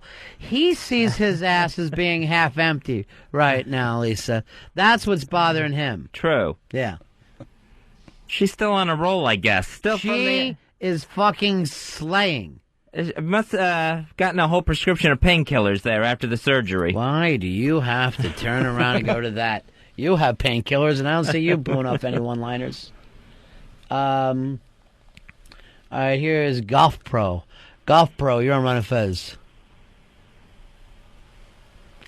Go ahead, Golf Pro. Hey, how you doing, Ron and Fez? Good, brother. I got a great story. I don't believe in all the lingo and this and that and other, but I started a business 12 years ago, and none of the banks wanted to give me, money for this and that and other, and I had great ideas. And after about 8 years, I was struggling, held paychecks, couldn't get paid for nothing, and I won a scratch-off ticket, $150,000, and it made everything. I mean, I've got like 5 locations now. I mean, I don't know if it's God that said do this, but I believe that something good is going to happen. Well, mathematically, there was a chance that you could fucking hit that. And I'm not fucking, I really do think that, mathematics is going to play a part in things as well. I mean, obviously, we live in the physical world, right? So you cannot discount that. You know what I mean? Like, even if you believe in God, there has to be something to this physical world, or why would you even fucking have it? You know, at some point, you're playing within these rules. If you go to the Matrix, then there's other Matrix rules, but there's rules nonetheless, right? Yeah, still the same. There's still parameters. Right. You know, so I can't fucking pick up this cowbell and with my mind and throw it over there. But if I do that, there goes the cowbell. Ow! Ow, man. Get the example. All right, Frenchie says she needs to think positive. Help her. Yeah, we'll help you, Frenchie. Fezzy, there's a Zen monastery right next to my fucking place. They're off for August. You ought to go up there one time, just fucking hang out with the monks. It's a real fucking monastery. Wow, I had no idea. There's a lot of... You live in New York City. You have no idea that there's fucking vegan restaurants. You keep ordering chicken 2 meals a day. Maybe something like that if you're looking for a positive thing. You could go in and hang with a priest one day. You could just go hang with anybody in this town. All you got to do is come in with a little jack, a little money. Here's Mike. Mike, you're on the Ron and Fez show. Hey, what's up? I was thinking I do more negative thinking. Like, I don't go into anything with any high expectations, so if something turns out in a positive for me, then it's just an added bonus. Well, that is a philosophy a lot of people have. And they will go out of their way to fucking, but I've been out to dinner with people, right? Where they'll go like this. And the fucking food is great. And they're going, no, this isn't bad. This is not bad. And they literally, I swear to God, see that as a fucking compliment. Yeah, it's a theory of expect the worst, and when it doesn't happen, then you can feel glad. I don't think they do.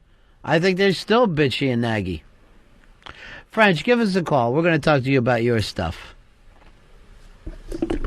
Poor kid.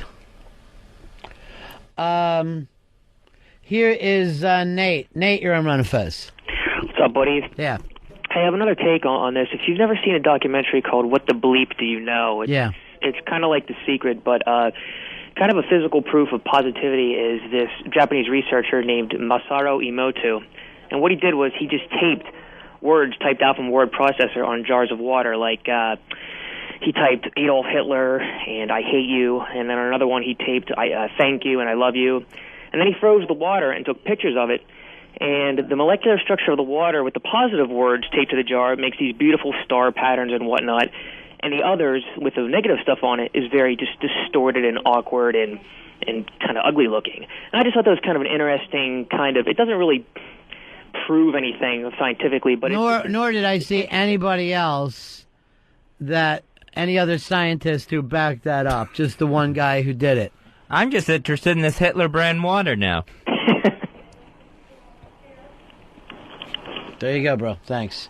Yeah, I'm not completely I'll give you that movie is so strange it was filmed in Portland. Just to let you know the kind of people who were involved in it. It was Portland rock. Here is James. James, you're on Ron and Fez. James. Go ahead, James. For whatever reason. Fez, what's going on? My sister got me that secret book for my birthday, and, I'm doing all right. I got my own business. I got my own car. I got my own place. You didn't have any of that before? No, I had it all before. I didn't, I'm halfway through the book. I had to put it down. It's driving me insane. But, I figure if you get this book as a gift, is it an insult? Somebody say, hey, you're not doing so good. You should read this. I think if you have to say, is that an insult? Someone gave me a book. You're kind of a fucked up person. All right, thank you. All right, here's our friend Frenchie. Frenchie, how you doing, darling? Hi, I'm doing okay. Are you? No, not really. But everybody's worried about you. I know. It's nothing life-threatening. It's just like a constant thing that I'm going through. What are you going through? Well, I'm having just a bunch of problems down in my lower GI tract. Mm-hmm. I'm going for the big colonoscopy next week. and that should be fun. I'll give you one of those. The home But it's version. not medical. Yeah. Oh, medical? No, I can't. And you won't be able to give me the drugs they're going to be able to give me and knock me out. Yeah, see. I worry a little about you with the drug thing, Frenchie. Right, because no matter what, I'm going to have to detox off of the pain medicine because Right. I'm in constant pain. And you're in a lot of, I see you always look like you're medicated when I see you on Pal Talk. Yeah, because I am. Yeah. Yeah. You get the nods going a little bit. Yeah, and if I'm not medicated, I can't even stand up. The pain's phenomenal for you. Yeah. Mm-hmm. And they can't figure out what it is. Right. So they're just going through everything. I'm tearing up now.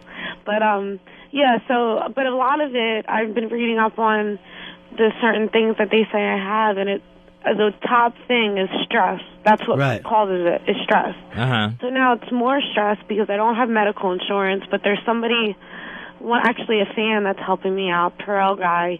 He's on a medical board, and he's trying to help me out with getting medications that I need and certain procedures that I need. Mm-hmm. He stepped up a couple days ago and offered me a bunch of stuff to help me out, which was a big weight off my shoulder. Because without health insurance, nobody wants to see you. Yeah, it's very, very rough. It's Mhm. absolutely rough without health insurance. So, the stress of that, of not having a job right now, and my car's broken down, it's just all this stress piling up. Right. So, it's making it worse. It's making my medical condition worse. So you think that the stress is so bad that it's making you physically sick? Right. And that's what the doctor said, too. Yeah. Yeah, but all my doctors have said the same thing. So I just don't know. I'm just kind of in the limbo, just waiting for it to get better. Do you think that this is something that you could have caught playing that Mafia Life game online? Because I worry about that. I am addicted to playing Mafia Life. I am addicted to it, so it's quite possible. I jumped my addiction to MafiaLife.com, definitely. Yeah. So that's quite possible. Okay. They'll have to detox you from that, too. Yeah, detox me from Mafia Life, detox me from the pain medicine, because I do have an addictive personality, and I jump from one addiction to the next. And so I've been. What are all the things you've been addicted to before, honey? Well, believe it or not, I never smoked or drank or did anything until I turned 18, Mm-hmm. and then I started smoking weed. And then I started doing ecstasy for about a year. And then I went into pills. And then I started saying, hey, Coke, I can stay up all night and do my college work and my essays. So I was doing Coke for every night. I was doing an 8-ball, spending all my money on that. And then I was taking pills during the day to stay awake and go to class. And that's pretty much it. That's where I ended, is up with Coke and pills, and then I went straight to pills, and I went through detoxes, went through 2 methadone detoxes that didn't work, and then I found this other private physician detox. It's called Suboxone. It's a drug that has an opiate blocker in it. So even if you take, heroin, which I never did, or any type of pain medicine, it blocks it, so you don't get that high feeling.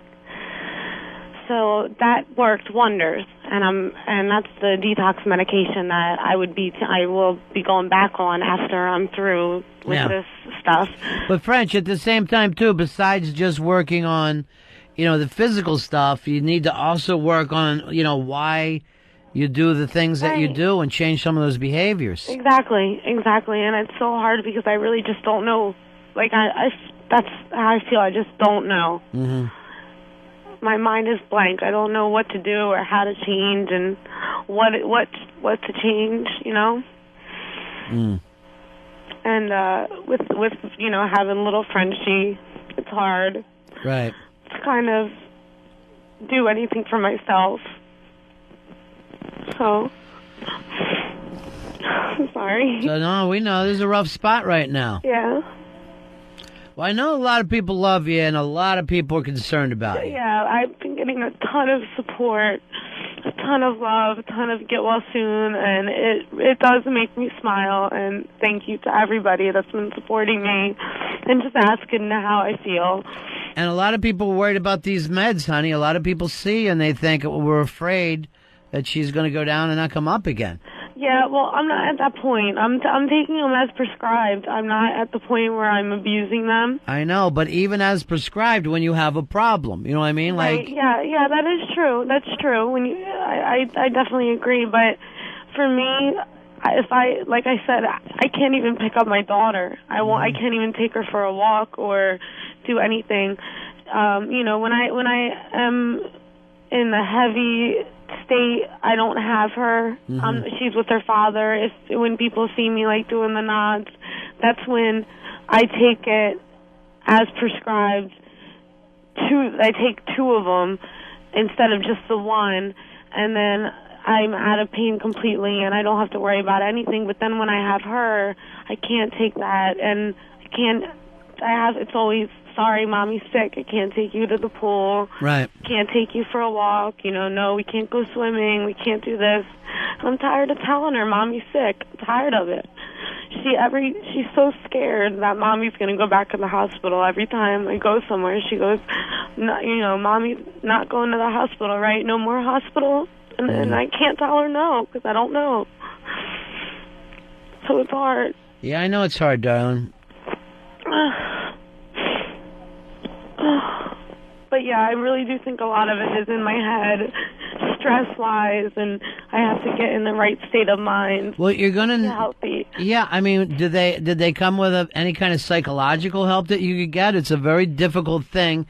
That if you have stress and then you're taking a pill and then that brings on more stress, you got yourself caught up in this, gimmick right now, spinning around. All they did for the panic attacks and stuff is give me more medicine for that. Right. And I haven't been taking that because I really just don't. I take it when I have a panic attack. They want me to take it all the time. I don't want to take it all the time. I just want to take it when I need it. But, I mean, at one point you're saying I'm doing the prescribed things, and then the next thing is, no, I don't even think all their prescriptions are the way to go. Well, I mean, there's different medication. I mean, I have a list of medications that I'm on right now, but then some of them is like, well, I only take that one when I need it because I don't want to take it all the time because I don't like the way it makes me feel. The other ones I have to take all the time because I can't function without it. So there's like just a complete list of medications that I'm on right now. Medications to help me sleep because I can't sleep at night. It goes on and on and on. And as far, like you said, as far as the psychology, they're just telling me that, I have to get on the antidepressant, which I can't afford the medication for that at the time. Now I have somebody that's helping me, so maybe I can get on an antidepressant to help me with that. But I don't know if pills are the way to go. I don't want to have to take medicine for the rest of my life. Yeah, I don't want you to take medicine for the rest of your life either, honey. Right. I want to be able just to be happy and healthy without taking medicine. No. All right, honey. Well, you call us anytime, all right? All right, thank you. Love you. Love you too, darling. Love you, Frenchie. Take care. 866-RON-0-FEZ. 866-RON-0-FEZ. Let me go over here to Ron. Ron, you're on the Ron and Fez show. Yeah. Hey, guys, I was hoping. I wanted to try to get Frenchie my information. I'd be glad to send her a copy of that movie. Oh, the movie for her? Okay, this is the secret movie. It's going to get her out. And you think that if she reads The Secret, all this stuff will turn around for her? Absolutely. Yeah. I mean, once again, if it's what you believe and if you can just get your mind set into that frame of mind, you can pretty much conquer anything. All right.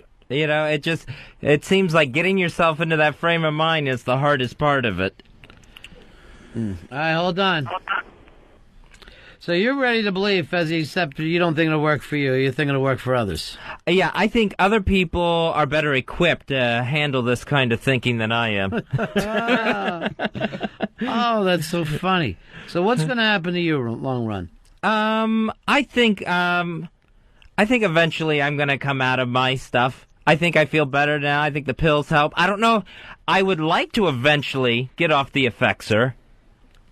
But now I'm wondering if that's going to happen. So you think that you're better now? I think I'm on my way to being better. I don't think I'm complete, but I don't think I'm nearly as bad as I used to be. Hey, Brandon. Brandon, you're on Ron and Fez. Hey, guys. How do I follow a crying girl? Oh, jeez. Well, we'll see. It's all bogus. I was really happy to see that Ratatouille movie a few weeks ago. I'm like, oh, it's great. I'm looking forward to it. I go. I'm positive. I'm waving. Oh, hey, how's it going? I'm smiling at the invalid, something I don't do often, and I lose my wallet at the movies. So now I'm sad. So this whole positive thinking gets you somewhere is, Well, I will give you the reality of everything like this. No one knows whether losing your wallet is a good thing or a bad thing, because you don't know what that puts into fucking place. Like, let's say Fez breaks his fucking leg. Is that a good thing or a bad thing? Bad thing. Bad thing. But if that broken leg kept him from going somewhere that, and where he would have been killed. Yeah. You know what I mean? Yeah. So. Yeah, but what about if you're excited for a dinner, like a few weeks ago that I was as well, and you go and you have this awful food? Then you're sad again. You're positive all day, and, you get the bad food. No, I understand, and I'm going to go with you. I don't think everything... first of all, if everything good happened, there would be no such word as good. You know what I mean? It'd be life. You would not think of anything as good or bad. I think light and dark are fucking, important to the world. At the same time, I also think you don't know what anything fucking means. Because even when you say, all right, for instance, I got the job of my dreams and the girl of my dreams, right? Yeah. Did you? You don't fucking know what you don't have. You know what I mean? Mm-hmm. You don't fucking know that. Why are you making a big deal out of it all the time? It's just the best you know at the time. At the time, you're fucking just rolling around, and everybody else is too. Whether you're fucking Donald Trump or the Pope, you're just trying to fucking do what you do. Why do you gotta act like I know everything about this? Why can't you be happy with the mystery of fucking life? Why can't you be fucking happy with, what does that mean? Wonder what comes down there. Here is Matt. Matt, you're on Ron and Fez. Go ahead, Matt. You're on the Ron and Fez show. Hey, thanks, guys. I think the positive thinking is crap. Take Frenchie, for example. She just wants to get better for her daughter, and it's not going to happen. And I want to make a suggestion to her. If she seriously wants to get better for her daughter, pack up, move up north with us in Canada here. And I know you guys will bash Canada other ways, but our healthcare system will take care of Frenchie. We will get her better, and it won't be just medical companies pushing stuff down her throat. She'll get the treatment. She'll get assessed properly. And if she lives here for a couple months, she gets her health card, she's laughing. Now, does she have to marry you? No, she doesn't have to do anything. She just live here for a couple months, go to the health office. It's in Michael Moore's movie. She just needs an address in Canada. All right, so we move her to Canada, and we'll all be well. No. Frenchie. Not all of us. No, not room for everybody. We don't want Fez would break our system. We wouldn't be able to afford Fez. Fez, let me ask you this. Mm-hmm. Do you think you attract positive things to yourself or negative things? I think I attract negative things to myself. Okay. And you think that you're actually pulling them in? Yeah, because I will. I mean, we talked about it earlier, that don't fuck up thing. Mm-hmm. Yeah, I totally do that. So I think I bring in more negative stuff than I need to. Earl, do you think that you're positive or negative? I try to stay positive, but I don't know if it's just the appearance, but I've always been told that I give off a very negative appearance. And even like when I get on the train, I notice when people get away from me. Right. And a lot of that smell. Sure. I hope it's not smell, but apparently people always tell me I look very imposing, and I'm like, no, not at all. I'm the exact opposite, but apparently that's the vibe that I give off. Here's Hondo. Hondo, you're the Ron and Fez show. Hondo, go ahead, buddy. Hey, yeah. Listen, I'm an MD, and unfortunately, I'm addicted to Vicodin, and they're going to call BS on this, but I take 30 to 40 a day. This self-help mess just doesn't work for people with addictions. I mean, you've got to have some help. I've tried it all, tried everything, and the only way to do it is with somebody else helping you. Yeah. It's impossible to do it on your own. You're saying you got to get in some kind of program, and Frenchie needs to get into a program. You got to, and that's why I haven't got off of it, because of my profession. I'm a practicing doctor. I can't get into a program without people finding out. Right. And I have tried everything and been unable to break this addiction without doing it. What if you take some time off of work, you kind of fall out, and then nobody cares about you and what you're up to, and off you go to get some help because... Can't do it. Can't do it. I'm too busy. Bro, too busy you to cannot... practice. If you're taking 40 fucking Vicodins a day, I don't have to tell a doctor this, one day you're not going to fucking wake up. Yeah. And this is what happens to Crush and Mr. Perfect, all this. It's I know what it's like to fucking take fistfuls of fucking pills. And at a certain point, you just don't wake up. Yeah. Well, you're probably right. And that's something I got to wake up to. Bro, you're a fucking doctor. It ain't probably. Well, I've worked myself up to this point. I didn't start out taking 40 a day. Am I blaming you, or I just stated a simple fact? As a doctor, as a physician who understands the body, how long can the body handle 40 Vicodin a day before it fucking gives out? I'm going to kill my liver. How quickly? Well, that question I can't answer. But, I know I've got to do something, but it's not an easy decision. I understand you're right, but it's just at some point I've got to make that decision and do it, and I hadn't done it yet. And I'm saying this, bro, and I ain't fucking telling you what to do, because you can do whatever you want to do. But it ain't a decision for your fucking body. Your body's going to fucking give out. True. The body will fucking give out. And then what you do before then is up to you. But this whole thing about I'm too busy or I'm doing stuff, that you cannot be a decent fucking doctor eating 40 Vicodin a day. I cannot imagine you're giving anybody any fucking help. You'd be surprised. I'm actually a surgeon. Oh, Jesus Christ. I don't even believe this call. I think the call is bullshit. It's not. All right, Hondo. See you in the funny papers, big man. Take care, doctor. Now, Fez, you're a guy who goes into surgery. How'd you like to think that your surgeon's eating 40 Vicodins a day? Oh, it would be the worst thought in the world. And I know that sounds like bullshit, but anyone who's had a fucking pill problem knows it takes no time to get that to get up that far. Because, in the same way you're like what one used to do, now you need two. Yeah. It takes no time before you need 4, and a couple dozen. Boom. You're just no fucking problem at all to get up that high. Now, just because you can do that doesn't mean you're going to continue doing that. You're not going to get that kind of roll. Let me go to Clint. These phones today are so fucking bizarre. When the studio gets done and we'll go back, I'm not even going to know how to act anymore. Clint, you're on Ron and Fez. Hey guys, how you doing? Yeah. I was just I was thinking about it, and I'll get lambasted. I'm just from down here in Alabama, and I'm old country hick, and I'm a believer in Jesus. But if it's self-help, then why do you got to buy somebody else's book to get the help if it's for yourself?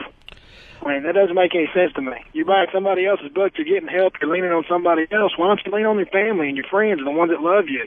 Well, get some real help. I mean, if you're a guy who loves Jesus, you understand that you need the words from there, right? I mean, the thing is that's a self-help book. No matter any book, to me, is a fucking self-help book. A novel is a self-help book if it's an opening up to new things. But mainly these things are just coming up with philosophy, and most of it's more or less common sense. And I hate to say it, but most of the time with common sense, you've got to fucking hear it over and over and over before it even gets in your puny, stupid brain. Hey, Brian, you're on the Ron and Fez show. 26110, guys. Hoo-ah! If I go in the surgery, I'm definitely listening for that guy's voice before anything starts up. No shit. Oh, I do that. Yeah, I try to smell the surgeon to see if he's drunk. And you smell his asshole. No, I don't smell his ass.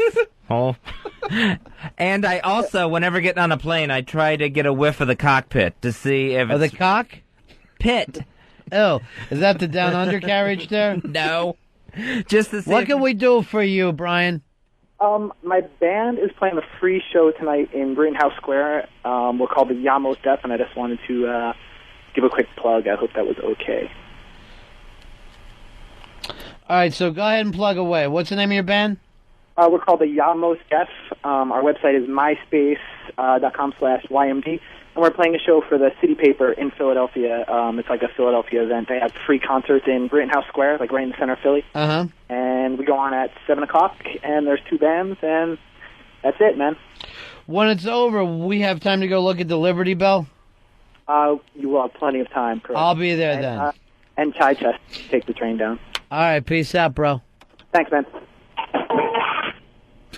There he goes, Fezzy. Big band he's rocking. Greenhouse Square tonight, 7 o'clock. Check him out.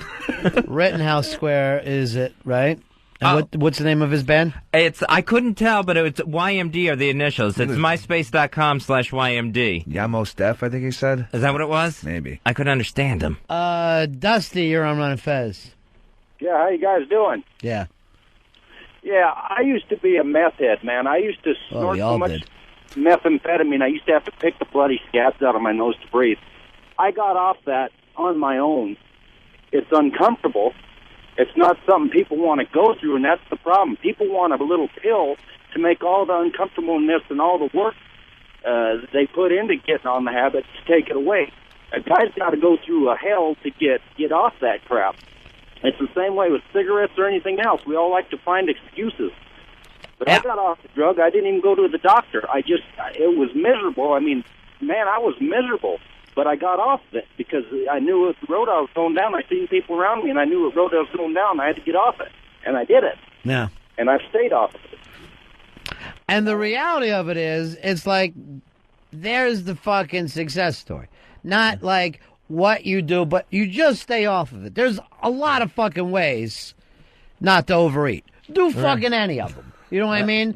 There's a lot of ways not to fucking take drugs. Do fucking any of them. Just fucking pay attention. If you need a Bible, if you need a self-help book, whatever, but don't fucking take 40 Vicodin a day. That's where you gotta fucking be. And when you're going, I'm trying to get off fucking pills, and the doctors put me on more pills. I've been to that fucking joint.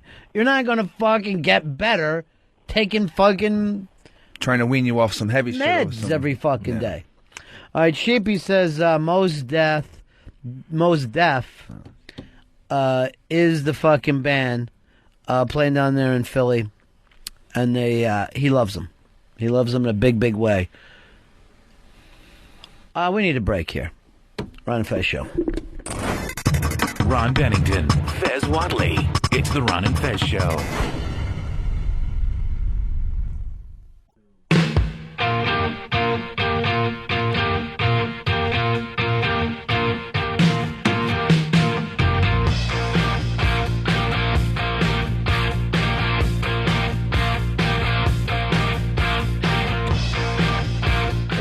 Show. We're off tomorrow for a travel day. We'll be down in D.C. on Friday. And I think all the tickets are given out for everything that we have to do there. And so you'll hear us live from D.C. on Friday. Scott, you're on the Ron and Fez Show. Hey, buddies. Hey, buddy. I was calling. Frenchie had mentioned Suboxone, that she had used that to help her. And it truly is, it's a wonder drug for anybody who's been on any kind of morphine, heroin, opioid of any kind. The problem with it is you have to stick with it, and you have to take something for your lower GI, because I swear to God, you're like a rotten fountain forever. It's coming out of everywhere, and it's the only thing that's going to work, is that and the mental health help. Yeah. So, I just wanted to pass that on. All right, man. So. Here is Bill. Bill, you're on the Ron and Fez show. Hey, how's it going? Hey, man. I just wanted to let you know you're exactly right about not knowing what you might perceive as a negative thing as being a positive. Right. Back about 4 years ago, I went to jail. Actually, on my wedding night. Spent the first month in rehab. Everything's been cool as hell ever since. Now, at the time, I thought, wow, jail, wedding, not a good combination. But, yeah, just want to let you know you're right. Yeah, and that kind of shit happens all the time. Must have been a heck of a reception. 866-RON-0-FEZ, 866-RON-0-FEZ. You've never been at a wedding reception that the cops have showed up before? No, I've never. I definitely have. Really? Several fucking times. Several times. Saw the cops show up at a reception. It's not easy trying to bring two families together. Anything can go wrong. We're talking about funerals, and we are? No, we are. Last night we were talking about funerals, and I think it was Mike Kaka that said he wanted to be shot out of into space, like Mr. Spock was in that second Star Trek movie. So I don't know. I don't even like the thing of shooting your ashes into space like they did with Scotty. Mm-hmm. And it's not all your ashes. Oh no, it's only some. So you're actually splitting up your ashes. Yeah. And, of course, you're going to need a better eulogy than Captain Kirk gave to Mr. Spock. No, you're not going to believe this, Fezzy, but I never saw... Oh, really? ...when Kirk died. Oh, yeah. So Spock dies, and they're getting ready to launch his casket out into space onto another planet. And he's saying, through all my travels and all my journeys, his soul was the most human... And he broke up on the human part. So... He's more human than human. Yeah, but here's the thing. He wasn't human. He was Vulcan. Half human. Right, yeah, he was half human. Right. But his whole life was spent trying to be Vulcan. So if you brought up his human half, it really seems like a mean thing to say to him. Because he would have taken it badly when he was alive. Yeah, it probably would have been an insult to him. He didn't want to be prescribed as human. I say, duly noted, Fez Watley, and put that in the captain's log. All in favor, say aye. Aye. Aye. Opposed? The ayes carry. Sean Penn is in the People We Love Who Live Club. They were always getting away with racism with Spock, because you would have Dr. McCoy you call him you green-blooded, pointed-ear Vulcan. Now, if they did that with any other ethnic group, they wouldn't have been able to get away with it, just to bring up the physical differences. You couldn't call those fucking Klingons bump heads or whatever the hell they were? You shouldn't. Duly noted, Fez Watley. All in favor, aye? Aye. Aye. Opposed? The ayes carry. We stop picking on the Vulcans. Let's head on over here to Joe. Hey, Joe, where you going with that phone in your hand? Hey, man, I'm just rolling down the road. I think I'm probably breaking up. How's it sounding? Oh, he's fantastic. Fantastic. Well, that's because I'm fantastic. Because I have a good view of myself. Thank you very much. I like your show. It's great. And all those people out there looking for a better life, just put their eyes on the prize and keep it there and let things happen for them. I'll see you in Clichéville, my friend. Absolutely. All right, you keep on keeping on. You bet. Take her easy. I always will. All right, man. Bye. That's the way I'd speak if I didn't have a brain. I just go back and forth like that. 866-RON-0-FEZ. 866-RON-0-FEZ. You know who I hate more than anyone else in the world? Who's that? Phone screeners. Our phone screeners are beyond inept. Just beyond inept. Do you have to have a certain way that your bed is set up to go to sleep? Yes, I need it to be on the floor. Not on the ceiling or on the sidewalls. I need legs there so I'm up off the floor so things can't... I prefer a mattress. With me, I am now up to 2 pillows and a bath towel that I put underneath my head at night. Sleeping with a wet head, are you, Watley? No, it's not a wet head. I just need my head propped up that much. All right, I get the 2 pillows, and someone said that it's better for men to sleep a little propped up, stops the apnea thing that could happen sometimes. But I've never heard of a bath towel. Well, the bath towel, it's like if I put I want more. Is it a bath towel or a jack rag that you don't throw away but put on back behind your neck? It is not a jack rag. See, 3 pillows would be too much. My head would be up too high. Right. So now I have the bath towel, which when folded is the perfect width. The perfect height. Yeah, on top of the 2 pillows. Yeah, I don't think that you need your head widened. You need it raised a little bit. Now, you've never slept with another person. No. So what's funny is if you sleep with 2 people, and then the other person has I said sleep with 2 people. That's my life. Everyone has their own fucking thing. That happens to be mine. Because sometimes I like to, come here, you 2 bad girls. But you have, if they're sleeping level, and then you have your 2 pillows in the bathtub, you look like a fucking maniac now. Oh, yeah. Like you're sitting out of bed. Yeah, then I have to have and then what I've done is I've taken the box spring and the mattress at the end of the bed, the foot of the bed, and I've taken that kind of off the frame so that I'm even more on an angle with my feet pointing down and my head more up. Oh, that's a fun house over there, isn't it? So I've basically turned this thing into a fair ride. Yeah. Not to mention that I have to have a pillow between my legs now when I sleep. A pillow or a boy? A pillow. Pillow will do. But in the best... Well, in a perfect world, who knows? Oh, my friend is telling me that's the Zen house and I should go. Secret. Great book, Get the Black Swan. That's the name of my pirate ship that I'm going to be dealing with. Let me go over to Brent. Brent, you're on the Ron and Fez. Whoops.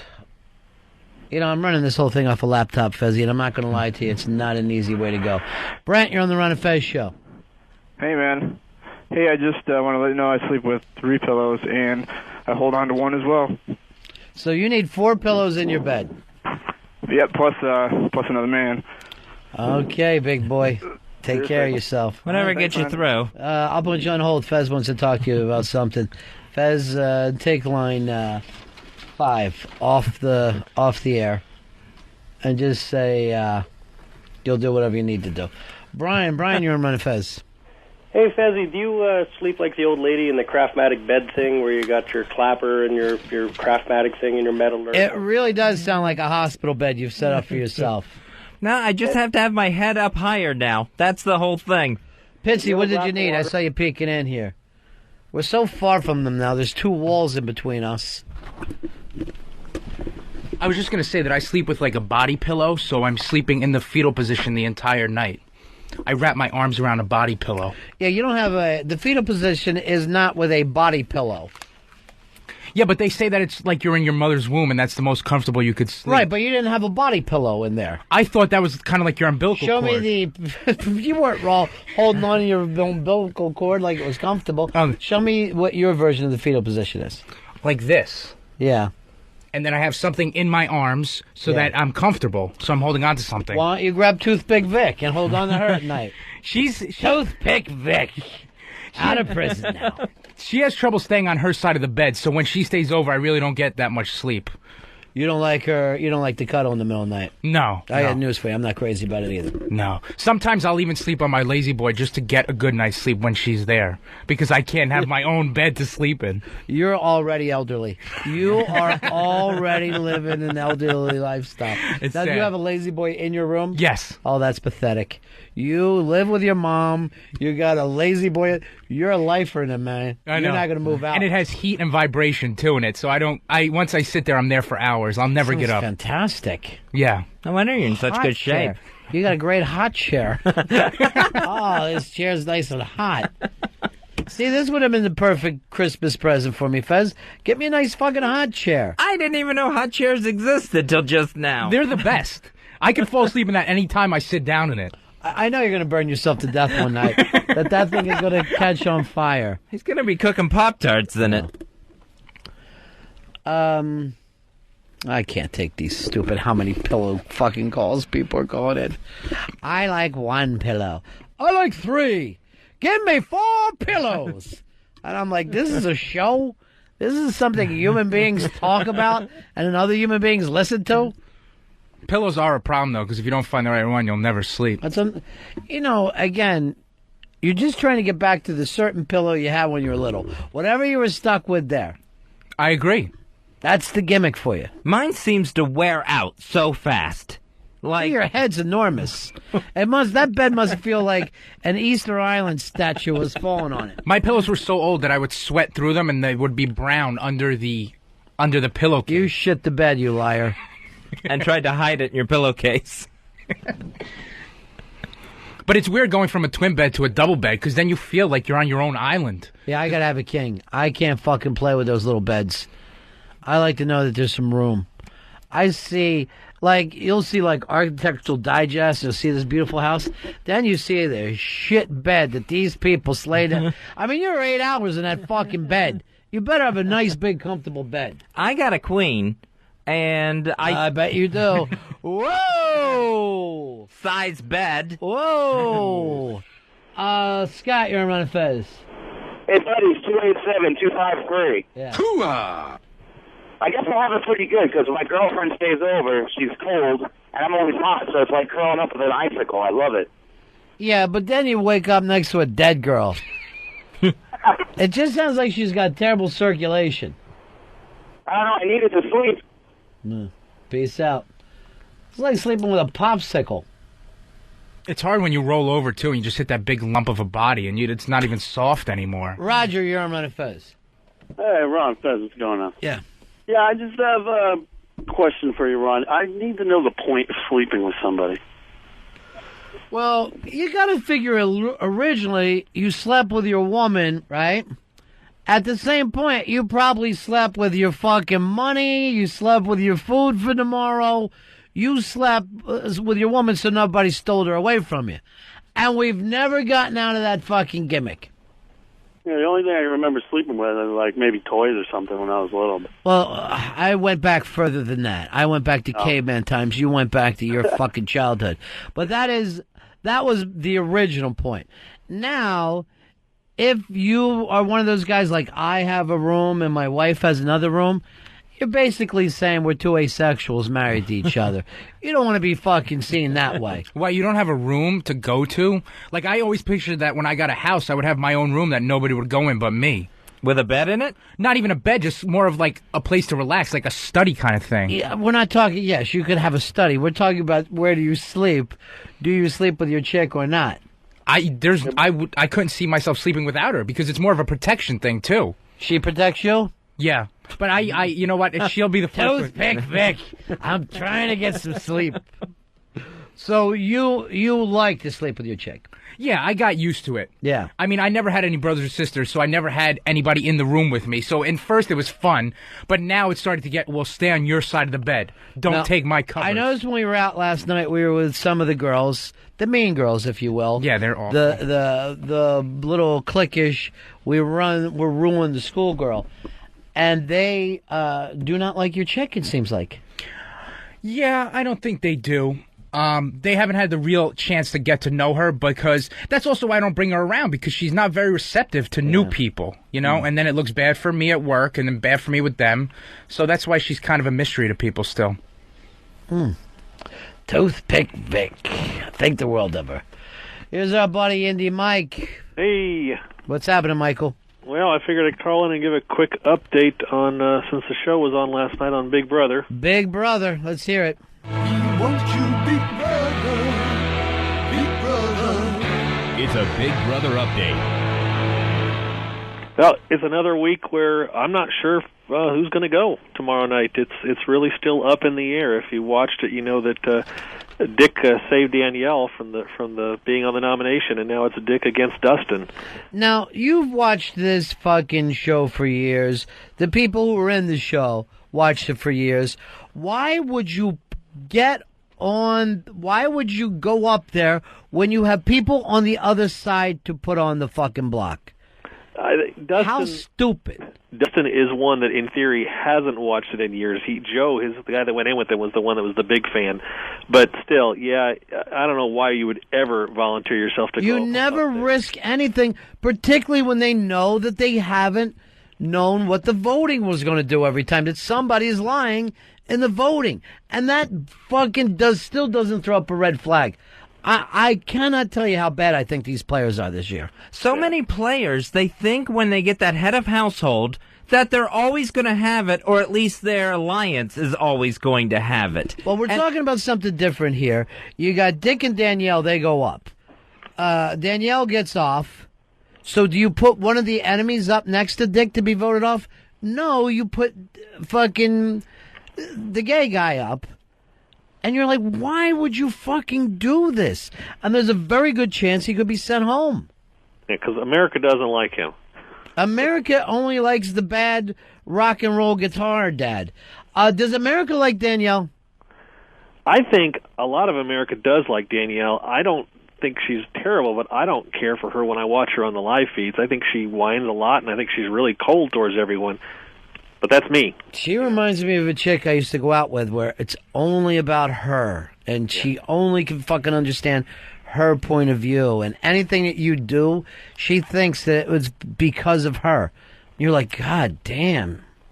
Yeah, Jamaica called her out on that a little bit last night, where Danielle was in the room confronting all of them and saying, I'm not his keeper. I can't be responsible for everything he does. And Jamaica said, well, you do when it's good for you. You have control over him. You only do it when it suits you, though. Well, absolutely, she does. She fucking loves when her dad does that stuff. Yeah, she smiles, and even if it wasn't her dad, she's still on his side of the house. His alliance.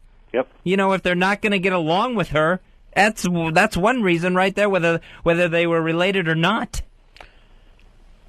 Yep, she keeps it going. She eggs him on. She tells him to do things, but and she said it. And then the show last night too. They showed again in the diary room. She said it was partially strategy. So I don't like her, but that's me. I don't care for her that much. I'm not crazy about the house all the way through. I need some better players.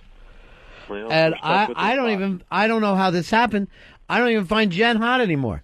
I don't know whether she put on a little weight or whatever. When this thing started, I thought she had the hottest fucking body. And I don't know why it's not working for me right now. She says she's put on weight. She can't wait to get back on slop so she can take some of it back off. I agree. I think she has. All right, Mike. You don't know who's going to be sent home, huh? I do not know. I have no clue right now. If you had to make a gut guess, what would you say? My gut, it just depends. If the house guests are left alone, Dick will probably go home, but if the producers in the diary room and stuff keep talking to him and putting ideas in their head, I think Dustin could go home. I think Eric, if he has to vote for Dick, then he has to go over and make a deal with Dick and not just throw out that secret vote. It's stupid. No, I think Eric has already been told that they tell them the voting ends at 3 a.m. Eastern and midnight, and he goes in, and that's when he gets his instructions, and he came out right after that talking about possibly voting Dustin out. So I think he's already gotten the instructions that he's got to vote Dustin. He should go to Dick and say, look, brother, me and you are doing all the work. We should each take our chicks in the Final Four and not let anybody know. You run your guys, I'll run my guys, and we'll run them at each other because he's America's player. America wants Dick. Why are you on the other side then? Stop being a fucking imbecile. Please do some strategies. We'll see what happens today. They got a whole day to work this all out. Plug your site, Mike. iloveBigBrother.com will get you to my site. All right, and get me on the phone with some of those people. I want to get the game going, all right? All right. Get me a phone inside the house and letting them know my ideas. Thanks, Indy Mike. Won't you, Big Brother? Big Brother. It's a Big Brother update. Atlanta Braves manager Bobby Cox, he is now in the record books for the most ejections. His career ejections from a game, 132. So he got ejected for arguing balls and strikes last night. You know why he got that record, Fez? No. He's coached forever. If anybody coaches that long, they're going to be thrown out the money. Who did he beat? You know what? I don't know. Lazorda? I don't know who he topped there. Earl, do you know? John McGraw. Oh, man, I forgot all about John McGraw. How are your Yankees doing, Earl? They got killed yesterday. They're 5 games out in the American League East. I wanted to tell you that because I'm watching last night in a bar. It was like 11-0 when I looked up. Yeah, it was pretty much over like 3 innings in. It was like 7-0 in the 4th inning. It was a pretty ugly game. But they're 5 games out of the American League East and tied for the wild card. Yeah, I'm not even sure they're going to make it. Maybe Dave was right to jump off when he did. There's no way they make the playoffs. What do you want to bet, Dave? I will get a Phil Rizzuto tattoo on my right shoulder. I'm tired with your stupid tattoos. What about this? If you're wrong, you cannot see or talk to Casey for 7 days. Oh, my God. 7 days. Oh. No staying at the same house. You have to stay somewhere else. Maybe you'll live at Pitsy's for a week, travel in with him. But no pal talk, no telephone, no texting. Then maybe I'll believe you. Would be the hardest thing of my life. Right. But I'm very confident that they won't be able to do it, so I will say yes with that. Whoa! But again, I don't want this to happen. Yeah. I don't know why there's even applause. I don't know. We're cheering for Casey. Oh. Yeah. All right, there you go. He has put up his relationship. And don't worry, she'll be taken care of. No. Let's just say she'll be in like Finn. Okay, and get it. Got it. Great. So I got that. Now you will act. Come on in here, Dave. I can't stand you in the other room. Now he will be actually rooting against his favorite team. You still giggling over in like Finn? Yeah. Go ahead, enjoy it. Don't let me walk on it. Enjoy, have a good laugh. Now you will be actually rooting against the Yankees. That's fine. Maybe this is when I finally become a Mets fan because I do not want this to happen. Yeah. And I am so confident that the Yankees will make the playoffs that I feel good about it. I love her so much. And I also love my convictions. I love it, too. I love the fact that you didn't ask for anything in this bet. You don't win anything. I always forget that part. And it has nothing to do with anybody but you. Yeah. It's that simple to get you to into that. Yeah, but she is the best. And don't worry, baby. They are not there. They're not going to make the playoffs. Right. There's too many teams out of the Central who have a better squad. The pitching is not there this year, Earl, and it's not gonna be. We'll see. But the AL Central, they just swept the Indians this weekend on the road. Dave. I forgot about them. Here's Tom. Tom, you're Ron and Fez. Hey, what's up? I have a question. Yeah. Why doesn't this fucking idiot just say no to this bet? He's covered in stupid tattoos. Stupid? He's got to go home. Yeah, stupid. He never wins the bet. It doesn't matter. My record isn't good. That's true. No, it's not your record. It's your stupid fucking brain. You're going to say, okay, let me bet this. The woman I love is... you're fucking such a moron. Jesus, you're infuriating. Why can't you just enjoy that instead of acting aggravated? All the things that you say were true, but then you laugh instead of getting mad. I lay it on the line. Yeah. And I know my baby will, I hope she'll understand, but I gotta go with what my gut tells me. Otherwise... What's the point? She did write to you, and this is the way she begs, what do you win, asshole? Who, me? Yeah, that's what she wrote to you. Maybe you do need some time apart. What do you win, asshole? I don't know why I'm an asshole. I call her my angel. Yeah. Well, you're both A. I'm not going to call her that. Last night she was a little tipsy. She kept calling me Ronafin. I go, I'm going to leave early. I don't want to be around for this. That was uncomfortable. Yeah. Don't worry, baby. Trust me, this is going down. Don't worry, baby. All right. This is the bet that you hope you don't lose. Correct. Not a bet that you hope you win. Yeah. Just the bet that you hope you don't lose. Right. 7 days, no seeing her, no talking to her, text, zero communication. Yeah. No smoke signals. If your favorite team of all time doesn't go. does not go in to the playoffs, which they will not do. Wow, do you hate your own team? Well, no, I'm realistic. I'm critical. I think someone in New York has to be. Michael, you're on the Ron and Fez show. I miss Tossy the Salad. I'm so pissed off, Ronnie. I hate the Yankees, but now I got to root for them. I know. I never rooted for the Yankees in my entire life, and I will be rooting away right now. I'll be rooting tootin'. Here's what Casey writes. Your team loses, you don't see me, and you gain nothing. I gain pride. Yeah. I gain the understanding that I know sports. She just writes this. Hey, Ruby Fag, why don't your mom dress you up this weekend like the girl that you are? All right, well, baby, that's a little You're hard. Ron's girl, she writes. No, I'm not. Where's your pinafore? No. Hey, Tug, you're on the Ron and Fez show. Hey, guys, I was going to call in and apologize to Dave because yesterday I said he didn't have a brain. He's married to a beautiful woman. Yes. He is a sweet guy, and now he bets that. Dave, you do not have a brain. And I love you, bro. Thank you. All right, you know what? That really is two things about you that people don't get. Number one, you are married to a beautiful woman. Yes, she's the most beautiful girl on the planet. And number two, you are a sweet guy, which everybody doesn't get that. I think I try to be. I don't know. I don't have any enemies. Yeah, you are. Except tax cunts. He's not your enemy. You high-five him.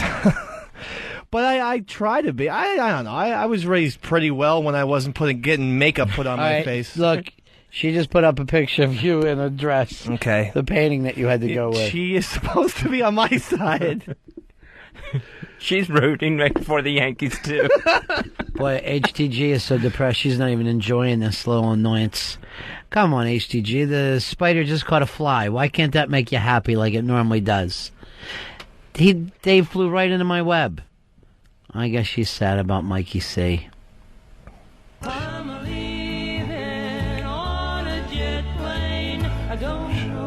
Should be taking off any time now. Oh, babe, I hate to go. There's so many times I've let you down. So many times I've played around. I tell you now, they don't mean a thing. Every place I go, I think of you. Every song I sing, How sad. I sing for you. When I come back, I'll wear your wedding ring. He's not coming back, I don't think. So kiss me and smile for me. Tell me that you'll wait for me. One smile. Hold me like you'll never let me go. I'm a-leaving on a jet plane. I don't know when I'll be back again. That part's true. Oh, babe, I hate to go. Now the time has come to leave you. One more time, let me kiss you. Then close your eyes, I'll be on my way. Awful. Bye-bye. Dream about the days to come when I won't have to leave alone. About the time I remember when we were drinking with Mike Haka. Last night? Yeah. I remember that. That was like... Tell me that was awesome. It's a good memory. hold me like you'll never let me go. I'm leaving on a jet plane. I don't know when I'll be back again. Leaving on a jet plane. I don't know when I'll be Nico, what are you doing in here? If you're going to be in here, you have to wear a mask. What's wrong? What's wrong? Got some bad news. What is it? Mike Haka's plane crashed into the Sea of Japan. There were no survivors.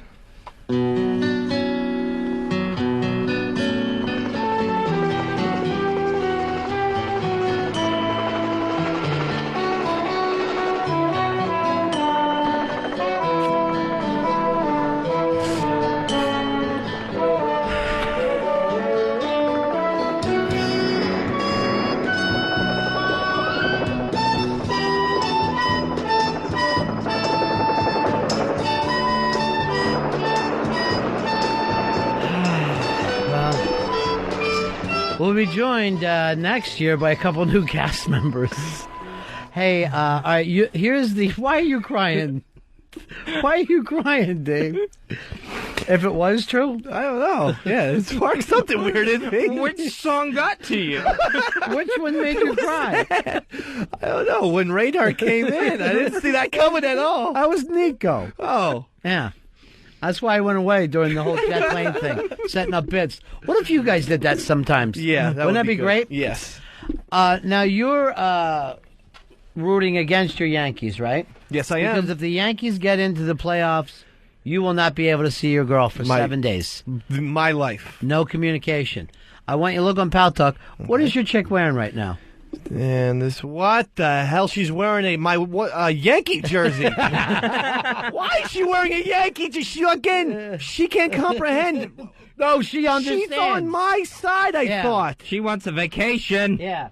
I think if she's away from you for 7 days, I bet she ends up going to Finland. All right. A little trip. Right. She'll be taking a trip to Finland. Right. Jonathan. Yeah. I know. Oh, I know. Yeah. Yeah. I didn't want you to give it away. Yeah. I hope she understands that this is going to kill me. I mean, this would be the worst 7 days of my life, easily. But one of the nights, Lily and Jonathan will be over there for a menage night. Oh, what? If they want to, but they'll stay over one No. night. You just won't know which of the 7 it is. You won't know until the day that we're laughing at you. Oh, no. And then you're like, why are you guys laughing? We'll go no reason. I have to think things out. What do you mean? You already made the bet. I know. In the future, I'm saying. Oh, yeah, in the future. Right. Yeah, everything's going to be different in the future. Were you really crying from the Max theme? Yeah, it was really sad. I don't know. When I heard the music and then when Nico came in with Looks that... so scary. Hey, did you notice I told him where you got to put on a mask? Remember? Because fucking Radar walks into the thing without a mask on. And people are in there with their chest cut open. We already did it, Earl. You know he's not going to start crying again. No. Stop it, Earl. Just stop it. So that makes you cry? Yeah. And some days you cry when Fez cries. Yep. Fez crying and, those TV or movie endings, like a Field of Dreams ending. I don't know what the hell's wrong with me. I fucking bawl. This is why your chick wrote this. Why she's wearing that thing. One of Yankee things. Okay. Because you are a fucking asshole. You deserve to sleep on Pitsy's Lazy Boy. I don't think that's I hear it's heated. Yeah. I don't know how else to say that, I love her more than anything. This will be extremely difficult, but I have to prove that I know sports, and I guarantee the Yankees will not. These little town blues. I will be locked into every Yankees game now, hoping they make it to the playoffs. Well, you'll be hearing a lot of the Liza Minnelli version. Why of that am I song. such a maniac? Why wouldn't I have just said for 2 years? You can't see or talk to Casey. I would have said no. You got it, Mr. B. And you're going to be the one looking like the idiot. Because the Yankees, you get so positive and pumped up in whatever you're saying at the time. I could inhale an entire cigar. One fucking hit. He's coughing out a lung. Well, I believe I can do these things. I know. Isn't that sad? You think you're a person. That's what makes me feel bad. And it never changes. You don't realize you can't do them, and then you'll still say you can do something else. You're like our poor sheepy. He's not real, but his love is. Nobody remembers AI. I just really wish that was more popular. I just really wished everybody liked Get the Liza Minnelli version of this song. It was on the other night, and I didn't realize this. There's one scene where a very young Vinny Chase is in the car as they drive into the city, as one of the teenagers heading into the city with Jude Law and the little AI robot. I don't remember that at all. Yeah. Boy, is Vinny Chase maybe the worst fucking actor in the world. I saw on TV it was that... The Devil Wears Prada, and Vinny Chase is in it playing like the boyfriend, and he's really just like, I'm a cook. You know, I mean, he would be like just like a pretty girl in any other movie. He's a poser. Yeah. AI, I thought had potential, but if Spielberg went, loyally with Kubrick's script, but Spielberg tacked on the last 20 minutes of alien weirdness, and that totally destroyed the film. I just don't feel. I saw Vinny Chase in another bad movie, that Harvard boy, Harvard lad, Harvard man, terrible. And I don't know if the movie is. He's just not an actor. And the funny thing, on that show, he plays the actor. But I will say this: did you guys see the last Entourage? No, I didn't see it. I will continue to watch it for the new house. They live in a house so high up in the hills over Hollywood that it looks like they're on an airplane. That's how fucking high up that they are. Did you see it, Earl? Yes, I did. Unbelievable home. Thank you, Earl. I thought you might. I thought in this one instance you might be on my side. No, but it has this whole. It's I can't even describe it. It's like it has this white deck, has a jacuzzi, has a pool, and at the end of it, they all went skinny dipping in the pool. So it was an amazing place. Yes, none of those things are amazing. The fact that it's 2 miles in the air is amazing. Not the fact that they went skinny dipping. Now, remember the Earl that came out last night? He did not talk like this Earl. No, he did not. No. So what Earl is fake? It's the on-air Earl that's fake. It totally is, because last night, he went over and started conversations. He didn't even have to be engaged. So you're getting paid to have less of a personality than you do in real life, Earl? I was asked questions and I answered them, and then they asked me to elaborate on things, and I did. That's a perfect now, example. Now, this is the guy here, yeah. This is that work girl. I was asked questions, and I elaborated on them. Yeah. Sounds like a computer. A bad computer. A computer from Stupid Town. I buy my computers at Stupid Town. It's Earl's head. I think Earl just likes to be around booze these days, and it brings the most out of him, whether he's drinking or not. He's a booze hound that can't put the booze down. Yeah. You liking the juice, Earl? No, I'm not a big drinker. But it seems like that's when you're happiest, whenever we're at a bar or something like that. When aren't we at a bar? Pathetic bastards that we are. And all you had to eat was cheese sticks. Yeah. Mozzarella sticks. What? What's the big deal about That's that? That's an appetizer. Not if they give you over 5. They gave me about 8. That's going to satisfy me. And then you're a little bit of a gnar too, where you let your food get really old on the plate. Yeah, I nibble. Your cheese sticks will sit there for hours at a time. Yes. The waitress will try to take them away, and you stop her. I'm still working on it. Sure. Hey, can you guys take line 1 off from in there, because this thing is totally froze up on me, and the guy's still in the air. So can you bring him down, or? Can you bring it down there, Fez? Does Earl have to bring it down? Yeah, I brought the fader down. Earl has to bring it down. I got nothing here. Sheepy wants to know, how come we never hang out at museums? It's a very good point. We all could go hang out at a museum one day. We just don't have to be at a bar every single time. And bad bars as it is. Because just close the whole thing down, because we're at the end of the show, Pitsy. Okay. You can't really converse at a museum, though. Sure you can. Meet you in front of the Picasso. It does feel like a place where you're supposed to whisper, almost like a church. That fucking idiot, Pitsy, Sheepy, has been calling me Jasper Jones, right? I had no idea what the fuck. And this is going on for like a month. Jasper Jones. And I'm like, yeah, how are you, Sheepy? I find out last night he meant Jasper Johns all this fucking time. Who's the painter? Oh, okay. So the guy's paintings go for $150 million. Nothing? No. Warhol? How about anything? Oh, yeah, sure. There you go. Okay. So he's like Warhol. He paints. Oh, okay. So this is just how nutty that bastard is. And Jasper Johns is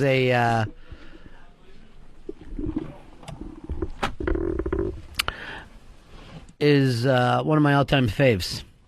Yeah. Not Jasper Jones. He's a modern painter here? Yeah. Well, yes, he's still alive, so that makes him modern. Oh, okay, I wasn't sure. Well, then how come you never meet me there, Debs? You meet all your other friends. She goes to museums. I got a card to MoMA. I can't get any of you guys to go with me. Even Earl was supposed to go with me and hasn't. I'm not one for modern art. I love, like, the Baroque or Renaissance periods. Really? Yeah. You're a Renaissance man. Yes. I love Michelangelo, Da Vinci. I just love, I don't know, but I also love Baroque, too. El Greco, he's like one of my favorites. I don't know, there's something about modern art that it does not inspire me at all. Interesting. We'll go over to MoMA and we'll go through it. All right, but there doesn't seem to be a lot of dimension in modern art. Everything is very, shapes, and it's just all on the surface. You look at those Renaissance paintings, they look like they're in 3D. Dad, maybe you don't know much because you're standing at the bar in there the whole time instead of fucking actually doing something. She's like, she's not picking up. She goes to the museum and sits at the bar. I know they do have $3 Budweisers there. Where? At MoMA. $3? I think so, yeah. You think the place would be packed? The last time I went there. Fucking Campbell Soup can cost you $500,000. What am I saying? The thing's going for $100 million now. Or maybe it was the Met. I forget. I get those mixed up. But I didn't know the Met had a bar. I thought there was There's a restaurant in MoMA. Okay, then it was MoMA. Yeah, it was MoMA. Yeah, Fridays, the MoMA's free on Fridays after 4 o'clock. Too. Yeah, have you ever been over there? There's fucking 8,000 fucking college kids standing in lines around the blocks. We will not be here. I know, I'd rather fucking just pay than put up with being in a packed museum for free. We'll be on DC. We'll be in DC on Friday, taking tomorrow off to get there. Now, Friday night, official ronandfez.net DC bar night going on, starting at 8 o'clock at Dr. Dreamo's Tap House. That's Friday night. Everybody's welcome. That's on Clareton Boulevard, Arlington, Virginia. Can't we just go somewhere that has cocktails? This is for the people who don't want beers. Who the hell put this together? This was Bobo. Idiot. Moron. So that's Dr. Dreamo's Tap House, Clarkton Boulevard, Arlington, Virginia. Dr. Dre's Tap House. Oh, this must be a typo then. Hey, do you like tap beer? I mean, really, really like tap beer? Come to Dr. Dre's Tap House. There's Stalker Patty. Come on in, Patty, as we're wrapping up. I don't know what you wrote there, Sheep. Hiya, Patty. Hi, how are you? Hey, how are you? Okay. I just visited really quick. I dropped a get well thing for you guys, somebody to give to Anthony, to give to Melinda, because I'm working every morning like double shifts. It's been crazy at Starbucks. I heard Melinda came out of the thing, I guess as soon as she was waking up. She goes, have you heard from Patty? She wanted to know if you knew that she was okay. Yeah. So she sent a message back. Yeah, she's okay. I found that out. I went on the message board. She's fine. Right. Well, she was asking for you. Oh, okay. Oh, yeah, Sheepy, I'll go to that museum with you. Sheepy wants me to take him to the Whitney. But remember, I want you to go to the bathroom before we get there, because I don't want to keep stopping. All right, you got anything to plug, Patty? Anything coming up for you? No, nothing much, except that this weekend's the Virus Show, too, on Saturday. You going to be there? Yeah, are you guys going? You're going to be down that way. Yeah, we'll be down that way. I don't know whether we're going to leave before or after, though. We'll see how the unmasked thing goes. And you're going to be in the petting zoo, Patty? Yeah. I always have people coming up, patting me on the head, like nice. Patting me on the head, saying, "Oh, that's going to be a lot of fun." Mm-hmm. Yeah. Stalker Petty. Yeah, that's I don't get Stalker Petty. Okay. So people pet her on the head. Mm-hmm. Like I go, Stalker Petty. Like. Yeah, we get it. By the way, your wife said that you always want everybody to know that you know sports. And that's more important than being with her. No. She's got it. Nothing is more important. She says, go Yankees. She's holding up her Yankees jersey. Nothing is more important.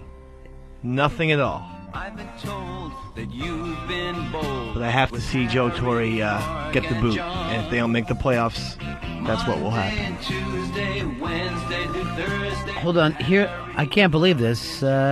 Here comes Nico back. And Nico, what are you doing here without a mask on? What the hell is going on, Nico? You have bad news? Yeah. What is it?